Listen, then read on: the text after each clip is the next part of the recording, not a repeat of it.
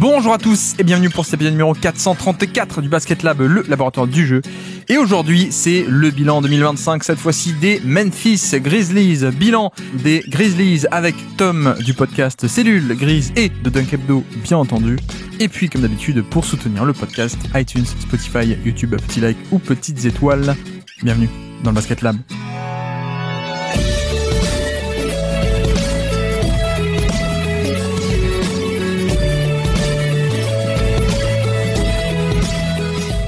Et donc on se retrouve aujourd'hui pour un nouveau bilan 2025, cette fois-ci les Memphis Grizzlies. Et pour cela, nous recevons notre invité de marque de Memphis. Il est tellement fan de Memphis qu'il est né le même jour que Jaren Jackson Jr. Ça, c'est pas beau ça. C'est Tom, comment ça va Tom ? Très bien Guillaume, et toi ? Bah ça va, quel honneur de te recevoir.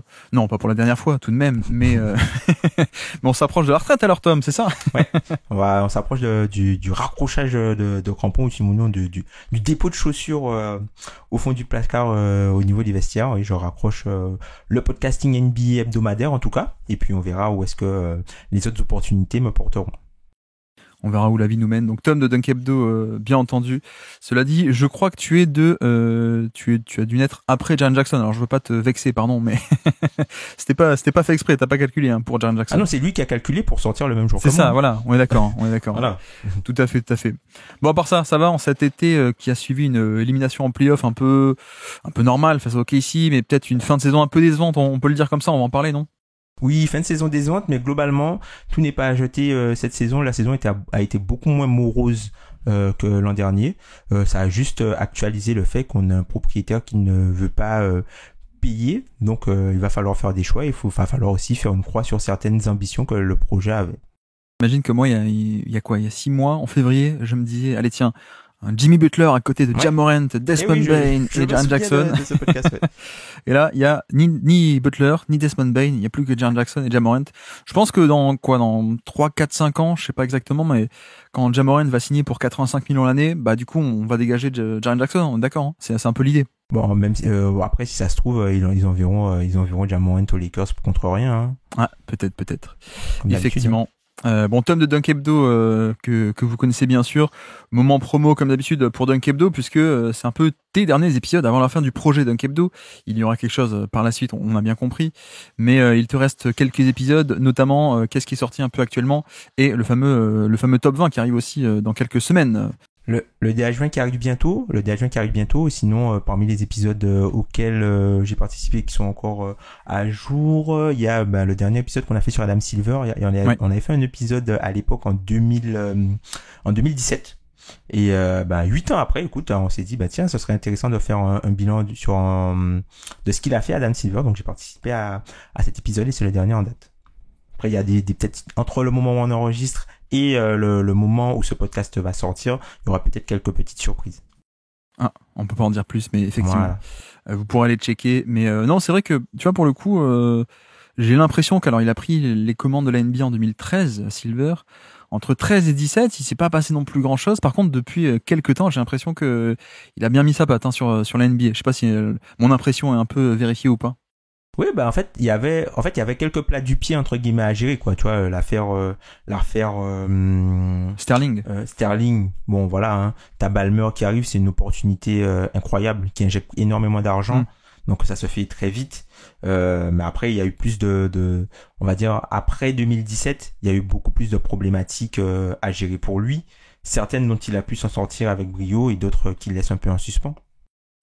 Il y a eu plus d'innovation, on va dire, depuis 4-5 ans, peut-être un peu plus, même 4-5 ans. On va dire que sur la première moitié du règne, parce que tout ce qui est play-in, tout ce qui est la Coupe de la Ligue avec le sponsor Pitch, tout ce qui est d'ailleurs supprimé, la direction artistique des finales NBA. On n'a toujours pas compris pourquoi les finales c'est nul, alors que la Coupe de la Ligue, il faut des parquets très spéciaux. Voilà, bref, on va pas parler de Silver. Justement, vous l'avez fait, donc on vous renvoie vers ce podcast. Et donc Tom, tu connais ce format, tu le connais très bien, les bilans 2025 cette fois-ci. Donc les bilans équipe par équipe, on fait à travers notre format des 10 stats de la saison, 5 pour toi, 5 pour moi, mais je pense qu'on en aura plus. Des stats un peu intéressantes en elles-mêmes ou des stats qui servent un peu de prétexte, largement de prétexte même pour aborder plein de petits sujets à propos de cette équipe. Donc les Memphis Grizzlies aujourd'hui. Je peux te lancer directement, tu connais bien le format. Quelle est donc ta première stat du jour à nous présenter pour ces Grizzlies 2025? La première stat du jour, ça va être, elle est en 2 stats, hein. Ouais. Ça va être 5 et 48. 5 pour le net rating sur la saison et 48 pour le nombre de victoires gagnées, donc qui représente plus de 20, c'est 21 victoires de plus que la saison dernière. C'est pas mal, mais alors l'an dernier était aussi un peu spécial. Exactement. L'an dernier, on rappelle, hein, c'était Ja Morant qui se blesse après un retour de suspension, etc. Donc tanking. Donc là, on retrouve un peu ce que tu dis, si on retrouve un peu le cycle normal de 2022, 2023, etc. Un peu l'équipe qu'on connaissait un peu plus, quoi. L'équipe qu'on connaissait un peu plus, mais un peu métamorphosée, puisque au final, par rapport à l'équipe qui était sur le devant de la scène il y a quelques années, en 2022 de l'année de l'éclosion, il restait plus forcément grand monde, hein, à part le quatuor gagnant, c'est-à-dire Ja Morant, Jaren Jackson Jr., Desmond Bane, Brandon Clark. Et à côté de ça, il y avait encore Santi Aldama et John Conchar, bien sûr, qu'on salue, hein, qu'on n'oublie pas. John Conchar qui a fait un prank entre guillemets durant la saison de rookie à Jalen Wells. En fait, il est venu prendre une photo avec lui et il avait dit que voilà qu'il était un fan de l'équipe, qu'il est venu prendre une photo avec lui à la Summer League et et au final il arrive au training camp, il voit John Conchar, il est ah c'est marrant ça, je sais pas. Ouais.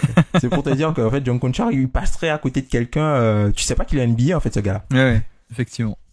Et donc le 5 c'est par rapport au classement du net rating, c'est ça que tu veux dire aussi? C'est le net rating. 5 c'est le net rating de sur la saison, hein. C'est quand même le 7e net rating cette saison. Bon, devant il y a OKC, Cleveland, Boston, Houston, Minnesota et New York. Donc ça montre que l'équipe était quand même de bonne qualité sur l'ensemble de la saison, puisque effectivement la saison a été coupée en 2 parties. Il y a une première partie avant la trade deadline où l'équipe était très hautement placée dans la conférence Ouest, hein, et semblait avoir sécurisé la deuxième position, et la deuxième partie de saison juste après la trade deadline qui a duré à peu près une vingtaine de matchs, et sur cette vingtaine de matchs Memphis avait un bilan négatif qui fait que globalement la saison finit avec un goût amer, mais si on regarde dans son ensemble et dans sa globalité, la saison aura été quand même positive. C'est vrai qu'il y a toute cette première partie d'année où en fait Memphis est top 3, top 4 de l'Ouest. On l'oublie un peu parce qu'ils ont chuté à la fin, malheureusement avec post All-Star Game, pas mal de grosses défaites, hein, même pour le coup, et surtout des défaites face à des candidats un peu directs, effectivement des meilleures équipes, où tu te dis ah mince, c'est peut-être pas un bon indicateur pour les playoffs. Oui. Tu finis 8e ou play-in en tout cas, tu perds. Non, play-in c'est quoi, contre les Warriors, et puis ensuite contre qui je ne sais plus. Contre les Warriors et puis grosse victoire contre Dallas. Ah oui, Dallas, c'est ça, exactement. Et on l'oublie un peu parce que voilà, huitième de conf, on se dit bon, ben voilà, c'est un 8e qui se fait sortir par le premier. Ça semble assez logique. Voilà, ils sont balayés en plus. En l'occurrence, je trouve que l'équipe semblait un peu meilleure, et je sais pas trop si on a un peu des explications par rapport à ce qui s'est passé, parce que si vous allez sur Basketball Référence, il y a une très bonne visualisation de tout ça, de la saison en fait, et vous voyez plein de barres vertes qui représentent les victoires. Il y a plein de barres vertes sur la ligne temporelle jusqu'au All-Star Game du coup, et après il y en a beaucoup moins des barres vertes. Est-ce qu'il s'est passé un truc dans le vestiaire par rapport à ça? On sait que le coach aussi a été viré à un mois de la saison, de la fin de saison. Donc Jenkins qui a été viré, timing un peu bizarre, qui a réussi à être battu, cela dit, par McMahon et Denver juste après. Alors celle-là on s'y attendait pas, mais non, mais clairement il y a une différence avant et post All-Star Game. Est-ce qu'on a un peu une explication? Est-ce que toi t'as une explication un peu d'insider? Alors moi je dirais, j'en ai plusieurs. La première explication, c'est que la première partie du calendrier était beaucoup plus facile, et la deuxième partie de calendrier il y avait moins de repos, et il y avait aussi des adversaires beaucoup plus difficiles, hein, puisque quand on regarde Memphis, globalement Memphis est une équipe qui a très très bien performé face aux équipes qui sont dans le bottom 10 en termes de notre rating, avec un bilan de 87% de victoire. C'est le 4e bilan de la ligue derrière OKC, Boston et Cleveland en pourcentage. Et quand on regarde ce bilan face aux équipes du top 10, on est vraiment largement dans le négatif, limite dans le bottom tier, quoi. Qu'on est pour te retrouver le chiffre exact, on est exactement, voilà, on est à 6 sur 21 face au top 10. Oui. 6 sur 21. Alors, tout simplement parce que, alors, première chose, il y a l'attaque qui ne fonctionnait plus qui fonctionnait un peu moins bien. Puisque dans un premier temps, même si ça a adopté, on va en parler un peu plus tard, un nouveau style de jeu avec justement beaucoup moins d'écran qui pouvait surprendre beaucoup d'équipes au début et qui surprenait les équipes un peu faibles, qui s'adaptaient pas. Et comme les équipes les plus expérimentées et plus fortes ont été rencontrées sur la deuxième partie de saison, non seulement il y avait plus l'effet de surprise, mais il y avait aussi le fait que les équipes étaient globalement plus fortes et que le niveau défensif aussi de Memphis s'est totalement effondré en deuxième partie de saison, tout simplement parce que la force de la défense de Memphis provient du niveau du défenseur du point d'attaque. Et le défenseur du point d'attaque, en deuxième partie de saison, il y a eu pas mal de blessures au niveau de Jalen Wells. Il y a eu aussi des blessures de Jaren Jackson Jr. pendant la deuxième partie de saison. Il y avait plus Marcus Smart, il y avait plus Santi Aldama, donc et Vince Williams et J. Jackson non plus n'ont pas répondu présent. Donc il y avait de grosses problématiques. On a eu quelques minutes justement de Lamar Stevens justement dans ce rôle-là, tellement c'était le désespoir sur la deuxième partie de saison. Mais voilà, la défense est totalement effondrée en deuxième partie de saison face à des meilleures équipes, ce qui fait que tu prends plus de points, tu repars moins souvent en transition, les équipes connaissent plus ton jeu. Donc ça fait un cocktail assez explosif et qui n'a pas été pour cette équipe de Memphis dans la deuxième partie de saison. Effectivement, je regarde un peu le calendrier. Donc depuis le 20 février, la reprise du All-Star Game, ils affrontent Indiana, grosse équipe, défaite, Cleveland, défaite, New York, défaite, OKC, défaite, je descends, Dallas, on s'en fiche, Pelicans, Suns, Jazz, on s'en fiche, Cleveland de nouveau, défaite, Clippers, défaite, OKC, défaite, Lakers, défaite, Boston, défaite, Warriors, défaite, ça gagne à Miami, mais bon, Miami c'est pas non plus une top équipe, Détroit, Charlotte, on s'en fiche, Minnesota, défaite, Denver, défaite, et Golden State, défaite également, l'avant-dernier match de la saison. En fait, je viens d'énumérer tous les gros matchs et il y a que des défaites. Et Minnesota-Denver, c'était un back-to-back. Tu perds chez toi contre Minnesota avec Randle qui est exceptionnel, il fait un match exceptionnel en termes de shot-making. Ouais. Et tu enchaînes le back-to-back le lendemain en altitude à Denver. Donc l'équipe n'a pas explosé, le match est un peu plus serré, mais voilà, c'est pas suffisant pour gagner. Et puis après, c'est l'enchaînement play-in, et puis tu vas te faire rétamer au premier tour contre le pire match-up possible. C'est vrai que ça recoupe aussi, du coup, je peux enchaîner avec une de mes stats qui était là-dessus. Moi, c'était moins 5,1. Oui. Je sais pas si tu vois ce que c'est. C'est le win differential. Le win differential, c'est le 30e sur 30 de NBA. Donc, expliquons un peu ce que c'est. On a un net rating, un différentiel attaque-défense qui est calculé. Donc, à quel point tu gagnes tes matchs par 100 possessions, le différentiel attaque-défense. Ça donne un net rating, différence entre offensive rating et defensive rating. OK. Et celui-là, tu l'as dit, il était à plus 5. Ce qui est un bon score, plutôt très bon score. D'ailleurs, t'as 17e. En vérité, on peut même dire ils sont quasiment 4e à égalité. Il y a un pool de 3-4 équipes là, Houston, Minnesota, New York. Voilà, grosso modo, derrière les trois ogres, il y avait un peu Memphis. Bon, donc le net rating est quand même très cool. À partir de ce net rating, on extrapole un peu, on se dit, bon, on calcule des expected wins. À peu près, on dit, avec ce fond de jeu, tu es censé ou tu pourrais gagner à peu près tant de victoires cette saison. En l'occurrence, 53 victoires. Les victoires réelles, 48. Donc, Memphis a eu le plus gros différentiel, mais négatif, pas bon, de victoires réelles par rapport aux victoires attendues d'après le fond de jeu. Et là, c'est vrai qu'il y a toujours deux façons d'aborder un peu la chose. Déjà, préambule, c'est une stat un peu abstraite, vous avez compris. On se projette un peu de manière théorique et abstraite par rapport à ton fond de jeu, mais c'est pas des victoires qu'ils auraient dû avoir pour de vrai. On est d'accord, mais fin de la parenthèse. Il y a un peu deux façons de chercher, d'enquêter par rapport à ça. C'est premièrement, souvent, ça peut être une question de clutch, tu vois, où le net rating dans tes victoires, tu gagnes de beaucoup. Et sur les défaites, t'es pas clutch, donc tu perds, mais tu perds de 1 ou 2 points. Mais du coup, le différentiel attaque-défense ne souffre pas trop, entre guillemets. Donc il y a ça, au niveau du clutch. Soit sinon, et je pense qu'on est plutôt dans cette possibilité, c'est comme t'as dit, un peu l'écart de niveau entre il battait des faibles et il les battait très très fort. Donc il crée un très grand différentiel attaque-défense de ce point de vue-là. Il gagnait par 10, 20, 25, 30 points contre des très faibles. Par contre, derrière, ça perdait, alors pas de beaucoup, mais ça perdait contre des forts. Donc tu vois, c'est même pas une question de clutch, parce que d'ailleurs, je vais les regarder, ils sont à 51% de victoire dans le clutch, sur une quarantaine de matchs, un peu moins. Voilà, c'est moyenne NBA, quoi. Il y a pas du tout à s'inquiéter. Mais le plus significatif, comme tu dis, c'est que comment on explique ce différentiel ? En fait, c'est sans doute le net rating qui était un peu plus gros que leur vrai niveau de jeu, parce que ils ont encaissé plein de points, ils ont engrainé plein de points positifs contre des mauvaises équipes, mais contre des forts, ils ont un peu flanché, quoi. Donc je me fierais un peu plus, tu vois. Le net rating, je le nuancerais un peu de ce point de vue-là, je trouve.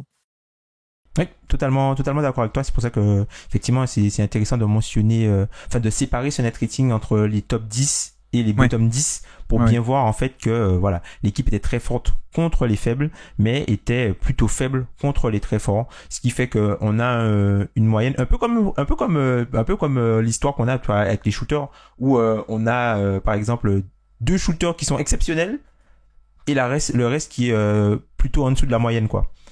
Donc c'est un peu pareil. Donc du coup, quand tu prends le chiffre au global, c'est moyen, voire c'est moyen bon.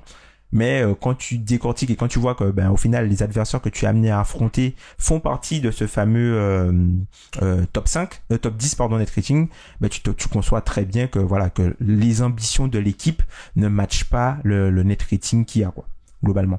Et puis même par rapport au clutch, petit fun fact qu'il y a eu sur Memphis cette saison, c'est que Memphis a enchaîné 4 matchs clutch avec sur une période avec Phoenix sur les 4 matchs de suite. Donc Phoenix, victoire, c'était au courant du mois de février, donc tu avais une victoire dans le clutch à Phoenix, et ensuite tu as 3 défaites sur des game winners à New York, contre New York, contre San Antonio et contre Atlanta, le tout à domicile. C'était la première fois dans l'histoire de l'NBA que ça arrivait, une équipe qui prend 3 game winners consécutifs. Effectivement, contre les Knicks, 114-113, contre les Spurs, 130-128, et contre Atlanta, 130-132. Et puis derrière, en plus, la 4e lame, c'est pas un buzzer beater, mais Oklahoma City vous met 20 points d'écart aussi. Voilà, donc tu vois, il y a un peu ce côté pour moi où c'est aussi les dangers, entre guillemets les dangers, mais plutôt là où il faut avoir conscience de ce qu'est le net rating, qui calcule une moyenne. Parfois, la moyenne n'est pas représentative. Alors parfois, elle l'est pas dans le positif, parfois elle l'est pas dans le négatif. Là, il se trouve que pour moi, ce qui est presque plus significatif, c'est d'interpréter, de lier avec ce win differential et de se dire, bon, on n'est pas sur, tu vois, le chiffre brut de plus 5, c'est un score qui est très bon, hein, plus 5 par 100 possessions. C'est un score, comme je le répète, souvent en calibre entre finalistes de conférence, à peu près ce type d'équipe. Là, il se trouve que dans le vrai niveau de jeu, on va dire, dans l'esprit, on était quand même sur une équipe un peu plus faible. Et d'ailleurs, je peux caler ma première stat du jour, si tu veux bien. Moi, c'était 15e, c'est l'attaque de demi-terrain. L'attaque de demi-terrain de cette équipe, je sais pas ce que t'en penses. Pour moi, il y a peut-être un peu de ça aussi, ce côté, mais qu'un peu, moi, ma réticence sur les Grizzlies depuis 2022, même quand ils explosent au plus haut niveau, etc. Ils sont jeunes, ils sont frais, ils mènent 2-1 contre les Warriors, mais j'avais un peu ce truc de, bon, je les aime bien, j'aime beaucoup la défense, j'aime bien les jeunes, en l'occurrence Jaren Jackson, etc. Mais toujours un peu cette crainte du demi-terrain. Et là, en l'occurrence, donc 15e attaque à peine sur demi-terrain, donc sur attaque de création. Et c'est vrai que ça correspond pas parce que on regarde l'offensive rating général, ils sont 6e, ce qui est pour le coup une des premières fois où Memphis est un peu une attaque d'élite, 6e de NBA, mais en l'occurrence 15e sur demi-terrain, sur jeu placé. Et en fait, où est-ce qu'ils vont un peu gratter des points, c'est les rebonds offensifs, parce que bon, dans l'esprit, ça fait partie du demi-terrain, mais les stats le séparent un peu. Donc en fait, avant l'apport des rebonds offensifs et les putbacks, etc., sur avant ça, sur demi-terrain, ils sont juste moyens, mais ils sont élites au rebond offensif, ça on le sait, le jeu des possessions, et puis également élite en transition. Donc ça fait aussi beaucoup de points qui sont disponibles, mais nuance, et en tout cas on raccroche ce qu'on disait aussi à l'instant, sans doute que la transition est beaucoup plus facile à obtenir et beaucoup plus de points que tu peux engranger contre des Washington et des Charlotte que quand tu affrontes OKC, les Clippers, les Wolves. Donc peut-être aussi qu'il y a un différentiel de niveau et de performance aussi par rapport à ça, où je pense que tu vois, si on avait une équipe des Grizzlies qui était top 3 ou top 5 en jeu posé offensif, j'aurais été un peu plus confiant sur la projection en playoff. Là, c'est peut-être encore une des limites, je trouve, de cette attaque qui, on va aussi parler de l'attaque en soi, les schémas, etc. Mais tu vois, mes doutes ont été un peu, l'équipe s'est un peu améliorée. On n'est pas comme il y a 2-3 ans, je trouve. On va en parler aussi, mais c'est pas encore parfait, quoi. C'est vrai qu'avant, c'était effectivement, tu l'avais déjà pointé à plusieurs reprises, notamment en parlant de l'absence de spacing, globalement de cette équipe, le fait que 2 joueurs ne pouvaient pas être les garants du spacing d'une équipe, et le fait que l'attaque de demi-terrain était vraiment très dépendante de la création de Ja Morant. on a eu cette saison une attaque collective qui s'est améliorée, justement parce que il y avait moins cette notion, il y avait beaucoup plus de décalage par la passe et par le mouvement plutôt que du décalage, de la création de décalage statique via du pick and roll. Donc ça, on en parlera un petit peu plus tard. Donc effectivement, l'attaque était un petit peu plus respirable, et ce qui fait que cumulé, il y a eu le plancher entre guillemets de l'attaque de mi-terrain sur le premier tir s'est amélioré, parce que les premiers tirs étaient de meilleure qualité, plus le côté rebond offensif qui était toujours une force avec justement avec Zach Edey, dont on parlera un petit peu plus tard, qui fait que voilà, l'équipe a pu monter dans le top 10 en attaque, ce qui était totalement dépendant du rebond offensif du rebond offensif et de la transition, hein. Ouais, faut pas oublier, puisque quand Memphis explose vraiment au plus haut niveau, c'est un peu alors à un degré moindre, un peu ce que le jeu de possession mais joué un peu à la façon OKC, quoi, avec beaucoup de jeux de transition en plus du rebond offensif. Oui, puis tu vois, ils sont élites en contre-attaque, transition offensive, contre-attaque, depuis même 2021. Alors que 21, ils sont pas encore bons. Ils explosent vraiment en 2022, mais dès 2021, ils sont élites en transition. Ils l'ont été tout le temps, sauf l'an passé, un peu année de tanking, on a compris. Mais clairement, il y a ce truc-là où les playoffs, notamment, ou face aux grandes équipes, c'est pas que du demi-terrain qu'on peut compenser ailleurs. Denver est un des exemples les plus marquants de, on peut gratter des points à la marge, hein, sur le rebond offensif, sur la transition, justement. Mais disons que c'est pas que ça, mais c'est quand même aussi un peu ça. Et en fait, ce côté de création directe, de force de frappe, c'est aussi pour ça que, par ailleurs, une équipe comme les Rockets a eu aussi des limitations en play-off, et on pouvait s'y attendre aussi, exactement parce que c'est pareil, il n'y avait pas de force de frappe sur demi-terrain de création. Cela dit, je pense je voulais quand même commencer par ça, dire que on n'a pas encore atteint le niveau parfait sur demi-terrain, pas autant que d'autres équipes de calibre champion ou favori au titre, pour moi en tout cas. On s'est quand même bien amélioré, et je trouve qu'on n'est pas au niveau d'il y a encore 2-3 ans où j'avais plus de doutes, tu vois, notamment en termes d'isolation. On en fait quasiment 2 fois plus que il y a 2-3 ans, quoi. On est passé de 5 à 9 par match, et même en efficacité on est meilleur, et même niveau spacing, tu vois, en termes de fréquence de tir à 3 points, on en prend plus au niveau des catch and shoot, et on est pas mal en efficacité. Mais mine de rien, tu vois, je regarde les matchs, je me dis jamais non plus, ah tiens, enfin le spacing est parfait à Memphis. Même ça, je reste encore un peu sur ma fin niveau spacing, quoi. Oui, puisque après, ce qui est intéressant, c'est que Memphis, il y a un déficit de spacing, mais il y a quand même de très bons attaquants de close-out. C'est ce qui fait, je trouve, qui permet de nuancer ce spacing qui peut être, d'un point de vue pratique, qui n'en est pas un, pas à l'échelle des grosses équipes offensives comme par exemple peuvent l'être les Cavs, Boston, voire même Indiana, alors qu'il y a eu des pivots qui shootaient cette saison, notamment avec JF. Et on a un spacing, on va dire, fonctionnel, tout simplement parce qu'il est adapté au jeu de drive and kick de l'équipe et cette espèce de jeu de rotation et de jeu circulaire, quoi, un peu cette circle offense où le joueur qui drive, ensuite dès qu'il lâche le ballon, il va dans un coin, l'autre joueur suit la balle et tout ça, qui fait que voilà, ça aspire la défense. Donc on a un spacing fonctionnel qui permet de créer de l'espace à l'intérieur, mais on est plus sur du jeu, encore une fois, inside out plutôt que de lights out in. Et globalement, par rapport à ce que tu viens de dire sur le jeu d'isolation, je me permets de rebondir tout simplement parce que je pense que c'est quelque chose qui n'est pas forcément volontaire, qui est plus d'isolation. Tout simplement, c'est que comme il y a eu beaucoup moins de pick and roll, et on en parlera un petit peu après quand on abordera le cas de Ja Morant, il y a eu beaucoup moins de pick and roll joué cette saison. Et quand des équipes mettent des défenseurs sur le point d'attaque qui sont extrêmement longs et qui sont très athlétiques, quand tu arrives à faire ton premier pas et t'as pas d'écran, ce qui est censé être un drive se transforme en isolation. Ouais. Au final. Donc du coup, alors il y a une augmentation du jeu d'isolation aussi parce que Jaren Jackson est devenu beaucoup plus fort là-dedans et Desmond Bane a pris beaucoup plus de responsabilités là-dedans. Et ce sont deux joueurs qui sont devenus beaucoup plus forts cette saison pour scorer un panier quand il y a un joueur entre eux et le panier. Par contre, il y a des isolations qui n'étaient pas voulues tout simplement parce que les joueurs n'arrivaient pas à créer de la séparation en avançant.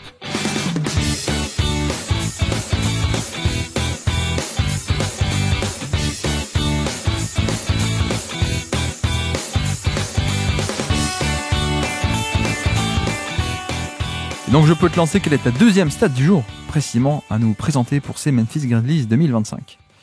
Alors, ma deuxième stat, ça va être le chiffre 2. Le chiffre 2 et qui va faire référence à 3 événements. Le premier, c'est le nombre de joueurs qui ont joué plus de 30 minutes cette saison. Il n'y en a que 2. Desmond Bane, 30 minutes en moyenne. Desmond Bane, Ja Morant. Ensuite, le nombre de joueurs qui ont été élus en premier rookie, First Team All Rookie de Jalen Wells et Zach Edey. C'est la première fois que ça arrive depuis justement Ja Morant et Brandon Clark. Et ensuite, le nombre de coachs qu'il y a eu cette saison. Puisque je me souviens que l'an dernier, quand on avait parlé des stats de la saison, on avait parlé de Taylor Jenkins. On avait dit que c'était la saison de la pression pour lui. Et malheureusement, il n'a pas tenu. On avait raison, sur ce point, en tout cas. On avait raison. Voilà. Pour une fois. C'est ça.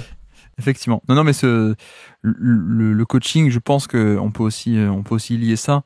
Je sais pas, mais j'ai l'impression que Ja Morant n'était pas totalement satisfait par rapport à ça et que il y a un peu, alors c'est peut-être caricatural, mais un espèce de choix qui avait été fait ou comment dire, un écart entre, il y a la Ja Morant offense qui passe par des pick and roll. Il y a aussi plutôt la Jaren Jackson offense qui passe par dégager du terrain, mettez-moi un shooter dans le corner et un autre sur l'aile et puis laissez-moi driver, qui est un peu plus l'attaque, la circle offense qu'on a eu. Et que voilà, tu parles des deux coachs. Je sais pas, je sais pas trop.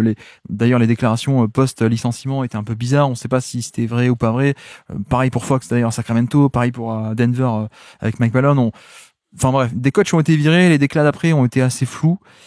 J'ai l'impression quand même que c'était pas l'amour fou et peut-être qu'on arrivait aussi très simplement en fin de cycle pour Taylor Jenkins qui c'est peut-être un peu sévère, je sais pas ce que t'en penses, mais si on fait un peu le bilan de son ère, je serais sévère de dire à mon sens qu'il a montré des limites, que c'était pas un coach de niveau titre NBA. Pour moi il y a eu les mêmes limites que en tout cas les limites étaient aussi celles de l'effectif en termes de talent pur, de fit, etc. Donc tu vois, si tu prends le même coach, les mêmes systèmes et que tu mets des meilleurs shooters par exemple ou ce genre de choses, peut-être que ça peut aller un peu plus loin quoi. Mais en tout cas dans les faits, il me semblait qu'on arrivait en bout de piste et en fin de cycle alors qu'il a passé 5-6 ans à Memphis. Oui, il est arrivé en même temps que Ja Morant. Il est arrivé l'année de la draft de Ja Morant où il y a eu un changement de projet out Bickerstaff et bienvenue à Taylor Jenkins, à Ja Morant, à Brandon Clark et à John Conchar. Effectivement. Et d'ailleurs, l'ISAO a été prolongé, re-signé, confirmé en head coach. Voilà, il a été confirmé. Après, on sait que historiquement, Memphis c'est une équipe qui ne paie pas ses coachs.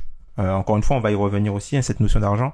C'est une équipe qui paie pas ses coachs et qu'on prend historiquement depuis, en tout cas depuis l'ère Grit and Grind, globalement, Lionel Hollins c'était son premier poste en tant que coach.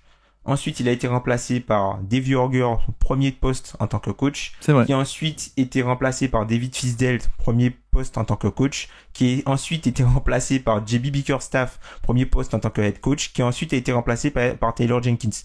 Donc, je pense qu'il y a un pattern. Il faut différencier en NBA, je trouve, les paroles et les actes. Les paroles sont que Memphis veut être une équipe ambitieuse. Les actes montrent que c'est une équipe qui va privilégier les solutions rentables plutôt que les meilleures solutions. Mais après, c'est aussi c'est la conséquence d'être géré par un milliardaire qui est chef d'entreprise. Aussi. Du coup, il fait des décisions qui sont bonnes pour l'entreprise, c'est-à-dire, j'exagère un peu, mais un peu côté maximisation, quoi, comme tu dis, où on prend des coachs pas chers. Quand ils deviennent trop chers, on les fait dégager. Quand l'effectif est trop cher, on veut pas payer la taxe, on les libère, on remplace par d'autres. D'ailleurs, au passage, Memphis est quand même bien chanceux de pouvoir faire ça et les propriétaires, je les connais pas, on sait pas qui c'est, etc. Mais ils sont quand même bien chanceux, en tout cas dans les faits, parce que Memphis c'est un des meilleurs scouting front office de toute la NBA, quoi. Et ils peuvent se permettre ça. On n'a même pas évoqué ça, mais c'est vrai que, si tu l'as dit, je crois même Smart est échangé au niveau de la deadline. Au final, l'ère Marcus Smart n'a jamais vraiment commencé parce que l'an passé tanking et blessure, cette année aussi blessure. C'est un mec qui aurait pu aider, je pense, pour la fin de saison. On le dégage pour un move financier. Pourquoi est-ce qu'on peut se permettre aussi? Parce que les mecs de scouting ont trouvé Jalen Wells, quoi. Un rookie qui est capable d'être titulaire NBA 30 minutes par match, 3&D. Et c'est un exemple comme un autre, mais il y en a plein, quoi. Tu prends, c'est un peu d'ailleurs ce qu'on déplorait il y a 2-3 ans, le côté, ils ont laissé partir les vétérans. Encore une fois, décision en tant que chef d'entreprise, pour une entreprise un peu, entre guillemets, normale. bon bah ouais, si j'ai un truc moins cher plutôt que le truc plus cher, bah oui, je prends le truc moins cher quoi. C'est très pragmatique. Mais c'est vrai que c'est peut-être pas comme ça qu'il faudrait, entre guillemets, je mets de gros guillemets, mais un peu gérer une équipe NBA. Et au contraire, on voit que les équipes qui gagnent, à part cette saison OKC, mais qui est un peu une anomalie à cause des contrats rookies, mais à part ça, c'est que des équipes qui sont dans la luxury tax où les propriétaires payent parce que c'est comme ça qu'il faut faire, faut dépasser le cap, il faut payer la taxe pour avoir le plus de salaire possible, etc. Et Memphis, on n'est pas là-dedans quoi. Non. Et effectivement, tu vois, en gros, Memphis a une stratégie plutôt de value, sauf que les values ne sont pas sur le terrain. Ce n'est pas la valeur du contrat des joueurs n'est pas sur le terrain. Ce sont les joueurs qui sont sur le terrain. Donc, tu peux avoir l'effectif avec les meilleurs contrats. Bah, si t'as pas les meilleurs joueurs, au bout d'un moment, tu vas pas gagner. Oui. Et encore une fois, ce style de vie est rendu possible et ça permet de continuer et ça ne s'effondre pas parce que t'as ces mecs dans le département scouting qui sont très très bons et qui vont te chercher des mecs de rotation quoi. Parce que tu prends les mecs là de l'équipe actuellement, tout le monde a été drafté quoi, quasiment par cette équipe. À part Kennard, ok, mais Ja Morant, bon, Jack Jackson c'est top pick, c'est facile. Wells, c'est drafté un peu plus tard. Aldama, c'est drafté un peu plus tard. Zach Edey, c'est aussi un pari en soi qui était pas évident. Scottie Pippen, ils l'ont récupéré sur la free agency l'été dernier, je crois. Desmond Bane, drafté par la franchise très tard en plus. Williams, JJ Jackson, John Conchar récupéré aussi. Enfin bref, tout le monde a été drafté. Brandon Clark aussi. Mais d'ailleurs au passage, je sais pas si tu te rappelles de Jackson Hoy, qui était le petit jeune du site de The Stepien. Exactement. Ouais. Lui qui avait déniché Ja Morant en deuxième division NCAA avant tout le monde. Un an avant la draft, il sort un article pour dire mais les mecs, il y a Ja Morant. Et du coup, il s'est fait recruter par Memphis, comme par hasard. Non, juste pour dire, il est devenu il était tellement bon, qu'il est devenu le chef du département scouting. Voilà, c'est lui qui. Voilà. Jackson Hoy, on l'embrasse. Hein, lui qui a quoi, il doit avoir 22 ans maintenant. Mais non, mais voilà, il y a quand même ce talent qui émane du front office et de ce côté recrutement, quoi, pour le coup. Et là encore, tu vois, on parle que des réussites, mais enfin des mecs qui sont encore dans l'effectif, mais Tillman t'a donné des bonnes minutes, c'est aussi un mec de draft. JF, Laravia aussi, je pense à lui. Ouais. David Roddy qui t'a fait 1 an et demi, je crois, qui était de qualité, en tout cas de rotation, etc., quoi. Ouais, c'est ça. Donc effectivement, tu vois, il y a comment dire, c'est comme si tu sais que, enfin, en fait, faut recalibrer tes attentes, tout simplement parce qu'en fait, on comprend bien que vu la réalité financière, encore une fois, on le dit souvent, lorsque vous regardez la politique d'une équipe, avant de juger le GM, regardez les objectifs que lui donne le proprio. Ouais. C'est pas le GM qui voulait échanger Desmond Bane, hein. On est d'accord. Non, clairement pas. Je pense que le problème qu'il y a eu, c'est simplement que si je pense que si le GM avait carte blanche au niveau du salary cap, bah il y a eu des trades qui se seront faits, même par rapport à Jimmy Butler. Je pense que les équipes ont beaucoup insisté. Enfin, la communication de Jimmy Butler a été très insistante sur le fait qu'il ne veut pas aller aux Grizzlies, tout simplement parce que Memphis voulait utiliser globalement Jimmy Butler pour la fin de la saison et ne pas forcément le prolonger parce que là il y avait la volonté de faire en sorte que Jaren Jackson Jr. n'aille pas sur le marché dans un an. C'est ça qui est fou. Mais c'est fou ça, c'est oui, complètement totalement fou. Oui, je suis totalement d'accord avec ça. Hein. Parce que nous, dans notre logique de fans qui disons construisons la meilleure équipe possible, on se dit attends, il y a Ja Morant qui est sous contrat, il y a Desmond Bane qui est pas très cher, tu prends Jimmy Butler et même tu peux lui offrir une prolongation de contrat. Je pense que ça pouvait se faire, ça pouvait se négocier. Et en plus, je crois que tu pouvais aussi dépasser le cap largement en prolongeant Jaren Jackson en dernier en fait. Et donc tu aurais pu te retrouver avec un quatuor, sauf que les mecs n'ont jamais voulu avoir Butler pour ensuite le prolonger quoi. C'est juste location 3 mois quoi. C'est ce qui se passe globalement dans des cas comme ça, c'est que les équipes dépassent allègrement la luxury tax et font du salary dump après. Exactement. Là, Memphis a pris l'option contraire. C'est-à-dire que on n'a pas encore le problème, mais pour éviter que le problème se pose, on va nous s'affaiblir pour faire en sorte que Jaren Jackson n'est pas sur le marché. Et je pense que c'est ce qui a changé globalement. En fait, je pense qu'on en parlera peut-être aussi après. Ça fait beaucoup de choses. Hein. Je dis qu'on en parlera après et je vois que le chrono défile. Mais Jaren Jackson Jr. a changé globalement de stratosphère cette saison. Ouais. Et en fait, je pense qu'ils se sont dit on peut pas laisser ce joueur-là aller sur le marché à la free agency. Et en fait, il est devenu tellement fort qu'ils se sont dit il faut qu'on soit en mesure de proposer quelque chose à ce joueur-là qui ne soit pas en mesure de refuser. Auquel cas, s'il refuse, on sait qu'il faut le transférer tout de suite. On va pas attendre une année qu'il soit sur un contrat team friendly et qu'il arrive à la free agency à leur Ford style, quoi. Ouais.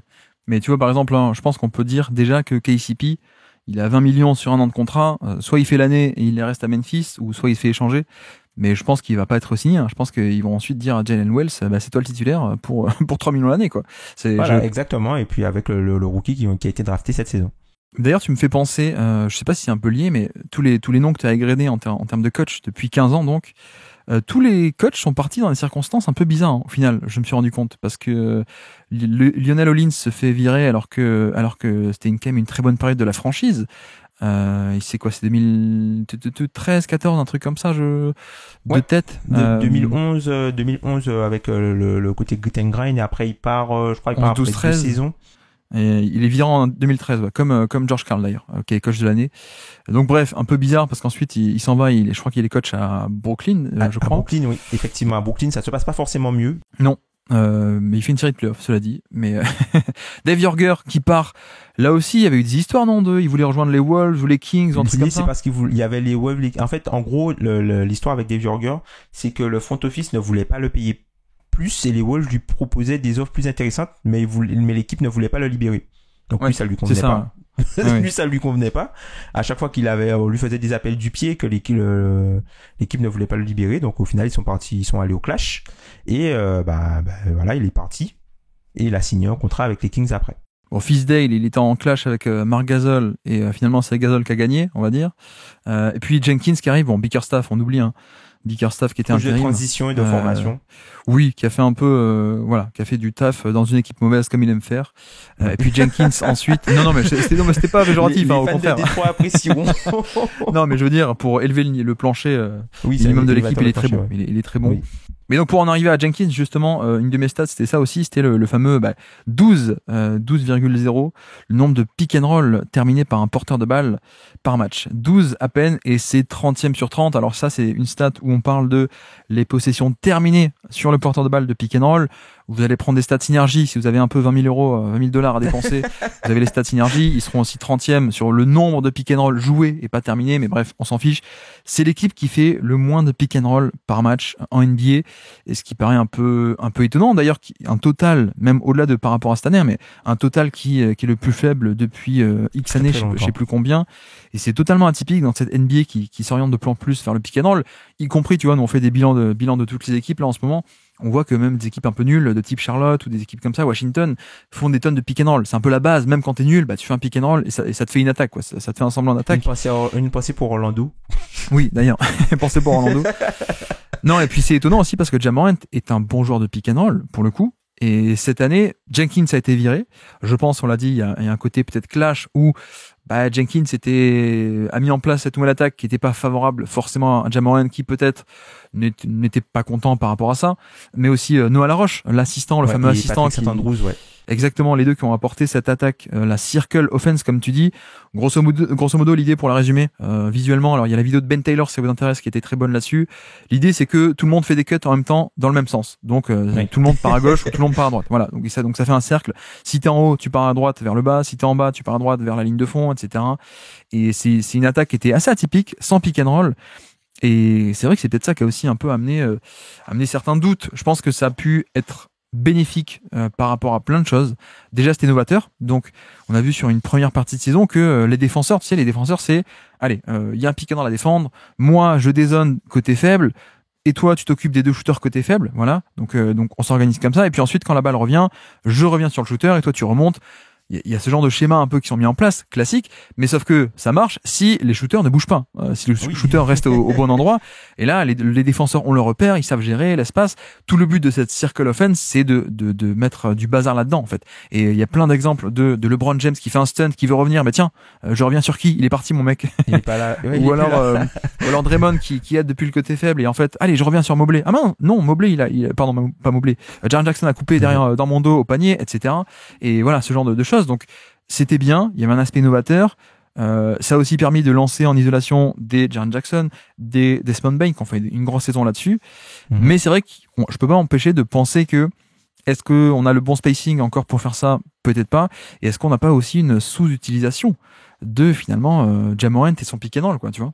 Bah, c'est quelque chose qui a été remis au goût du jour. Hein. On sait que Tuomasi Isalo Ouais. A été très connu pour ça, justement, avec le Paris Basket, hein, un jeu de pick and roll et pick and roll assez développé, et avec justement des ball handlers qui se régalaient là-dessus.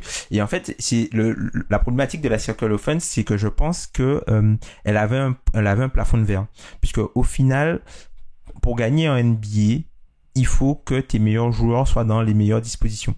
Et surtout dans la situation de Memphis où il y a très peu de joueurs qui sont capables de créer pour les autres au global. Et en fait, la problématique, entre guillemets, de cette circle offense, c'est que l'attaque allait beaucoup moins bien et fonctionnait moins bien contre les meilleures équipes. Tout simplement parce qu'elles ont le matériel et le profil de joueurs qui contrecarre justement ce jeu de drive. Et effectivement, hein, même si tu peux faire pas mal de coupes, si sur le point d'attaque, les joueurs qui sont drivés, ou par exemple tu te retrouves dans des cas de figure où les défenses faisaient des leurs, où elles transformaient Desmond Bane en driver, même si Desmond Bane a beaucoup plus progressé sur le drive, hein. Sauf que quand Desmond Bane est en drive, quand c'est Desmond Bane qui drive et Ja Morant qui prend le tir dans le coin, bah c'est moins idéal que Ja Morant qui drive et Desmond Bane qui prend le tir dans le coin. Que l'inverse, quoi. Donc voilà, que l'inverse. Donc effectivement, c'est ça le côté intéressant quand tout le monde peut faire quelque chose. Au final, quand tu veux appuyer sur ton meilleur joueur, tu peux moins. Et c'est vrai que les deux joueurs étaient un peu parce que tu as parlé de pas mal de Ja Morant là-dessus, mais Desmond Bane aussi était, a parlé aussi un peu dans les médias sur le fait que il était que cette attaque lui convenait moins par rapport à l'évolution que lui avait eu dans son jeu, où il était devenu un petit peu plus porteur de balle, un peu classique quoi, la saison dernière en l'absence de Ja Morant, et que ce jeu-là lui convenait moins bien, surtout que ce jeu-là aussi était accompagné de rotation de hand, puisque il y avait beaucoup de changements dans la rotation. Encore une fois, Memphis appuyait sur le fait que si l'équipe joue moins, on va pouvoir jouer globalement avec plus d'intensité, parce que c'est un jeu qui était très demandant d'un point de vue physique, et pour pouvoir garder le maximum d'influx, il faut que les joueurs jouent des stints un peu plus courts, des parties, des bouts, des séquences de jeu un peu plus courtes, tu veux dire. Voilà, des séquences de jeu un peu plus courtes. Et c'est pour ça qu'il y avait beaucoup de remplacements où on comprenait pas. Tiens, un tel est sur le banc alors qu'il y a le meilleur joueur adverse. Ah, on comprend pas. Donc c'est vrai que c'était vraiment assez flou. Donc ça perturbait parfois les adversaires. En tout cas, quand c'était le cas des plus mauvaises équipes. Par contre, les meilleures équipes se régalaient. D'où ta stat sur les minutes, où je crois que tu as dit qu'il n'y a que 2 joueurs qui ont joué plus de 30 minutes par match dans cette équipe. Après, tu vois, ça pour le coup, je me souviens, j'avais été assez impressionné moi par le match à Boston, Ouais. qui était très cool, et où j'avais dit mais il se passe des trucs là, qu'est-ce que j'avais pas beaucoup vu Memphis avant, mais ah oui, il y a des trucs derrière. Ben Taylor sur la vidéo, il dit ah ok, il met un peu des mots là-dessus, en plus interview on voit en conférence de presse Draymond qui en parle exactement, il décrit un peu Noah Laroche et tout ce background que nous on n'avait pas, en tout cas pas de base, quand même nous qui sommes un peu branchés tactiques, on n'avait pas forcément ça automatiquement. Donc il y a ça. Tu vois, néanmoins, je me souviens d'avoir parlé, je crois que c'était avec Azad ou FD cette semaine-là, et il me semblait qu'on avait dit, moi j'ai avancé un peu l'hypothèse de, au final c'est cool, ça surprend. Après, est-ce qu'il n'y a pas un contre-move qui est très simple de, en fait, juste appliquer des concepts de zone, en fait. Exactement. Si toi t'essaies de perturber mes positionnements avec mince, j'aide et je recover, mais le recover est pas en place, il faut que je reparte ici, toi tu repars là. En fait, juste tu vas faire de la zone, et puis ta circle offense. Ok, vas-y, fais des mouvements, mais moi je reste en place, je reste géographiquement dans ma zone, hein, sur mon espace de terrain, je bouge pas, je suis pas tes cuts, et en fait ça y est, c'est gommé quoi. Donc il y a cette nuance par rapport à ça, et que tu vois, pour le coup c'est pas pour se jeter des fleurs, mais pour une fois qu'on avait vu un truc venir, on avait dit un peu, aïe, attention à voir, c'est une nuance potentielle. De l'autre côté, j'ai quand même du mal à dire, ça peut pas marcher en NBA. Tu vois, j'aime bien Ja Morant, j'aime bien Desmond Bane, j'aime bien Jaren Jackson. Je pense que chacun, si on les classait à peu près relatif à leur statut de créateur, on est soit au niveau de la moyenne, soit un peu en dessous. Tu vois, par exemple, si Ja Morant par rapport au créateur méga star, je suis pas sûr qu'on soit tout en haut, quoi. Par rapport au Doncic, par rapport à JDA, etc. Ouais, je pense qu'à l'échelle des options, je pense que Ja Morant est le plus bas par rapport à son tiers d'options par rapport aux autres. Je pense que si tu fais, je pense que Jaren Jackson Jr. il doit être allé dans le top, peut-être dans le top 5 des deuxièmes options, quelque chose comme ça. si tu prends l'attaque et la défense, Ouais. Desmond Bane, il doit être, enfin maintenant, Oui, voilà, mais si tu prends l'attaque et la défense, je veux dire. Mais par rapport à l'attaque, Jaren Jackson, j'aime bien ses progrès. C'est pas un top créateur. Non. Bane a fait des progrès aussi. c'est un finisseur. Ouais, c'est un C'est finisseur. cool, c'est cool aussi. Mais voilà, je veux dire, on est un peu en dessous de la moyenne, ou en tout cas, on n'est pas au top. Je me dis, malgré ces nuances par rapport à la circle offense, imagine à la place de Ja Morant, Desmond Bane et Jaren Jackson, les trois créateurs que tu as, c'est, je dis n'importe quoi, hein, c'est même du Kawhi Leonard, et c'est Luka Doncic, ou tu vois, ce genre de profil. Oui, Je bah pense oui, que bah ça oui. marcherait beaucoup mieux. Donc c'est aussi là-dessus où j'ai pas envie non plus d'enterrer ce genre de tactique, surtout qu'il y a toujours ce truc de quand un truc se passe en NBA et est un peu différent et que ça perd, on dit ah ben ça a perdu parce que c'est différent. CF à l'époque on disait regardez les Rockets ou les Warriors ils perdent, ou toutes les équipes qui tentaient les 3 points, ça perd parce que ça prend les 3 points. Vous respectez pas le jeu. Bon, ben on a vu qu'après après tout le monde a pris les 3 points et que surtout, comme dit aussi Daryl Morey, bah ok, nous on est mort avec le 3 points, mais déjà on a vécu jusqu'au final de conf avec le 3 points, premièrement. Mais surtout, chaque année, il y a plus d'équipes qui perdent en jouant entre guillemets de manière traditionnelle que en jouant de cette manière comme la nôtre, quoi. Donc il y a un peu ce biais un peu de sélection ou de vision, de perception, parce que on fait un truc de différent, et donc si le truc de différent ne mène pas de suite à un titre, tu vois, on se dit ah non mais c'est que ça peut pas marcher. En vérité, j'en suis pas convaincu. J'aimerais bien revoir cette attaque et avec avec par exemple Les le meilleurs personnel des Clippers de l'an passé, tu vois, Paul George, Harden et Kawhi qui étaient top isolation. Je serais curieux de voir ça, quoi, tu vois, par exemple. Mais je pense que ça, c'est quelque chose qui n'arrivera pas tout simplement parce que tu vas à l'essentiel. Alors, je pense que tu vois, si tu as une équipe avec Luka Doncic et Kawhi Leonard, bah, tu vas faire des isolations et du pick and roll. Hein. Ben ouais. Tu vas faire des isolations et du pick and roll, tu vois. Donc j'ai pas envie de l'enterrer, j'aimerais bien la revoir ailleurs, mais on verra ça plus tard. Je ne sais pas où va aller Noah Laroche, pardon. Donc c'était nos deuxièmes stats du jour, un peu sur le coaching et les pick and roll, mais on n'a pas encore fini le sujet, je pense, On pardon. me permet simplement de rajouter comme ça une de mes stats qui Vas-y. est également là-dessus. Un peu 934. C'est la seule équipe de à moins de 1100 pick and roll ball handler joué, et 338 c'est la seule équipe qui est en dessous des 350 pick and roll ball handler pick and roll rollman joué. Donc le rollman, c'est le poseur d'écran qui ensuite a un tir derrière, soit pick and Exactement. pop, soit roll au panier, etc. Donc effectivement, et j'ai pas checké les stats, je crois qu'en janvier ou en février, ça parlait c'est la première équipe qui fait aussi peu de pick and roll depuis 5-6 ans, quoi. Donc c'était quand même assez significatif. Tu vois, par exemple, les Cavs cette année, ils ont joué 2000 pick and roll, un peu voilà. plus de 2000 pick and roll ball handler. Ouais, je crois que plus de 23-24 par match. Et Memphis était à 12. D'ailleurs, Memphis 12 par match, alors qu'il y a encore 2-3 ans avec Ja Morant, ils étaient à 20 par match. Exactement. On a un vrai écart de chiffres bruts. On verra aussi l'an prochain, parce qu'on a aussi vu sur la fin de saison, je sais pas si tu te souviens, mais dès que Thomas Isao a été mis en place, même sur le match de play-in, sur les premiers matchs où il est en place, ça enchaîne première série, 10 possessions d'affilée pick and roll. Je pense que ça, c'était un peu un doigt d'honneur à Tyler Jenkins. Hein. Voilà, tactiquement, on verra pas plus explicite que ça. Hein. Pour le coup, c'est le langage tactique. Mais ouais, je pense qu'il a aussi été un peu amené pour ça.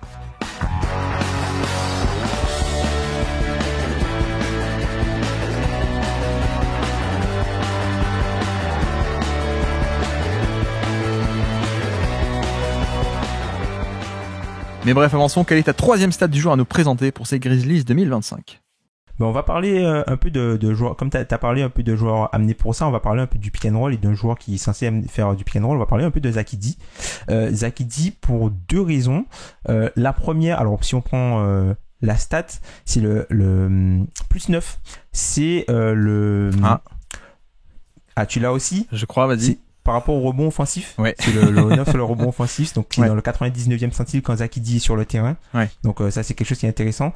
Et je trouve que, il a eu une saison intéressante. Alors, encore une fois, Zach Edey, alors malheureusement, dans la presse française globalement, à part, peut-être de ton côté, même quand vous en avez parlé, avec justement vous en avez parlé dans le top 25 des moins de 25 ans, il y avait plutôt un discours négatif sur la saison de Zach Edey, notamment sur les errements défensifs, hein. On rappelle que c'est un joueur qui a un morphotype où il est plutôt lent, qui semble pas être très mobile. Alors même si moi je le trouve un peu plus mobile que ce que je pourrais. Enfin, quand tu compares par exemple au gars de Portland, Klingan, je suis d'accord. Klingan qui est beaucoup plus lent pour moi. Klingan qui est beaucoup plus lent. Enfin, le spectre des endroits du terrain où Klingan peut aller par rapport à Zakidi est totalement différent. Alors il est très fort à la protection de la raquette, mais il est essentiellement, il bouge pas trop quoi. Il bouge pas trop. Là où Zakidi est un petit peu plus mobile. Et ce que je trouve intéressant, et enfin moi le point le plus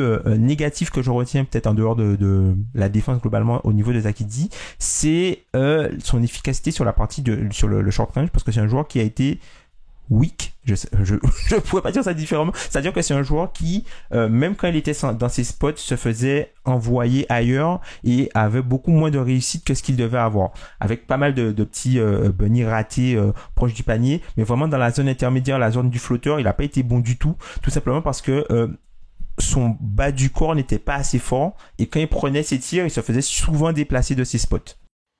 Oui. D'ailleurs, on l'a bien vu sur le match de play-in. Hein. Ah oui, contre les Warriors. Mais en même temps, j'allais en parler. C'était un peu pour moi le match qui a été l'échec de ce point de vue-là, parce que sur le reste de la saison, il a été pas mal là-dessus. En même temps, c'est un rookie contre des grands Warriors qui, à mon avis, était un peu calibre champion NBA et qui, même en termes de style de jeu, tu vois, quand t'as un Butler qui est plus petit mais qui te pousse de la position, et même plus que le côté partie basse du corps, je trouve que c'était les mains qui étaient un peu en défaut sur ce match-là du play-in.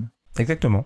Exactement. Oui, d'accord. On l'a vu aussi plutôt en difficulté, tu vois, sur la transposition du jeu de post-up, hein, pas forcément étonné par rapport à ça. On savait que c'est quelque chose qui n'aurait pas fonctionné tout de suite. Le côté je pousse mon vis-à-vis, je prends 2 dribbles, ça fonctionne pas, hein, clairement, puisqu'il se fait, il a perdu pas mal de ballons par rapport à ça en début de saison. Et sur la fin de saison, il y avait plus de dribbles, c'était un dribble et puis j'essaie de monter, ce qui fait que voilà, il avait un peu moins d'adresse. Mais globalement, je trouve qu'il a fait une saison rookie plutôt intéressante. Défensivement, je l'ai trouvé quand même pas mal, hein. Et puis sur le côté, c'est un gars grand. Tu vois, il joue bien le grand. Parce que tu vois, t'as des grands qui font plus petit. Dans le sens où t'as des grands qui jouent plus petit que leur taille. Mais lui, il joue grand. Il joue grand et c'est assez intéressant. Il a fait quelques comptes. Il a été dissuasif.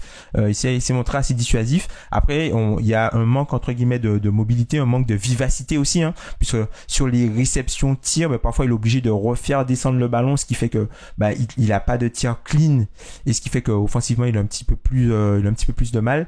Très peu de. Enfin, je pensais voir un peu plus de playmaking de sa part. Mais très peu de playmaking aussi, hein. Pour moi, c'est l'une des grosses faiblesses du secteur intérieur de Memphis, au côté playmaking.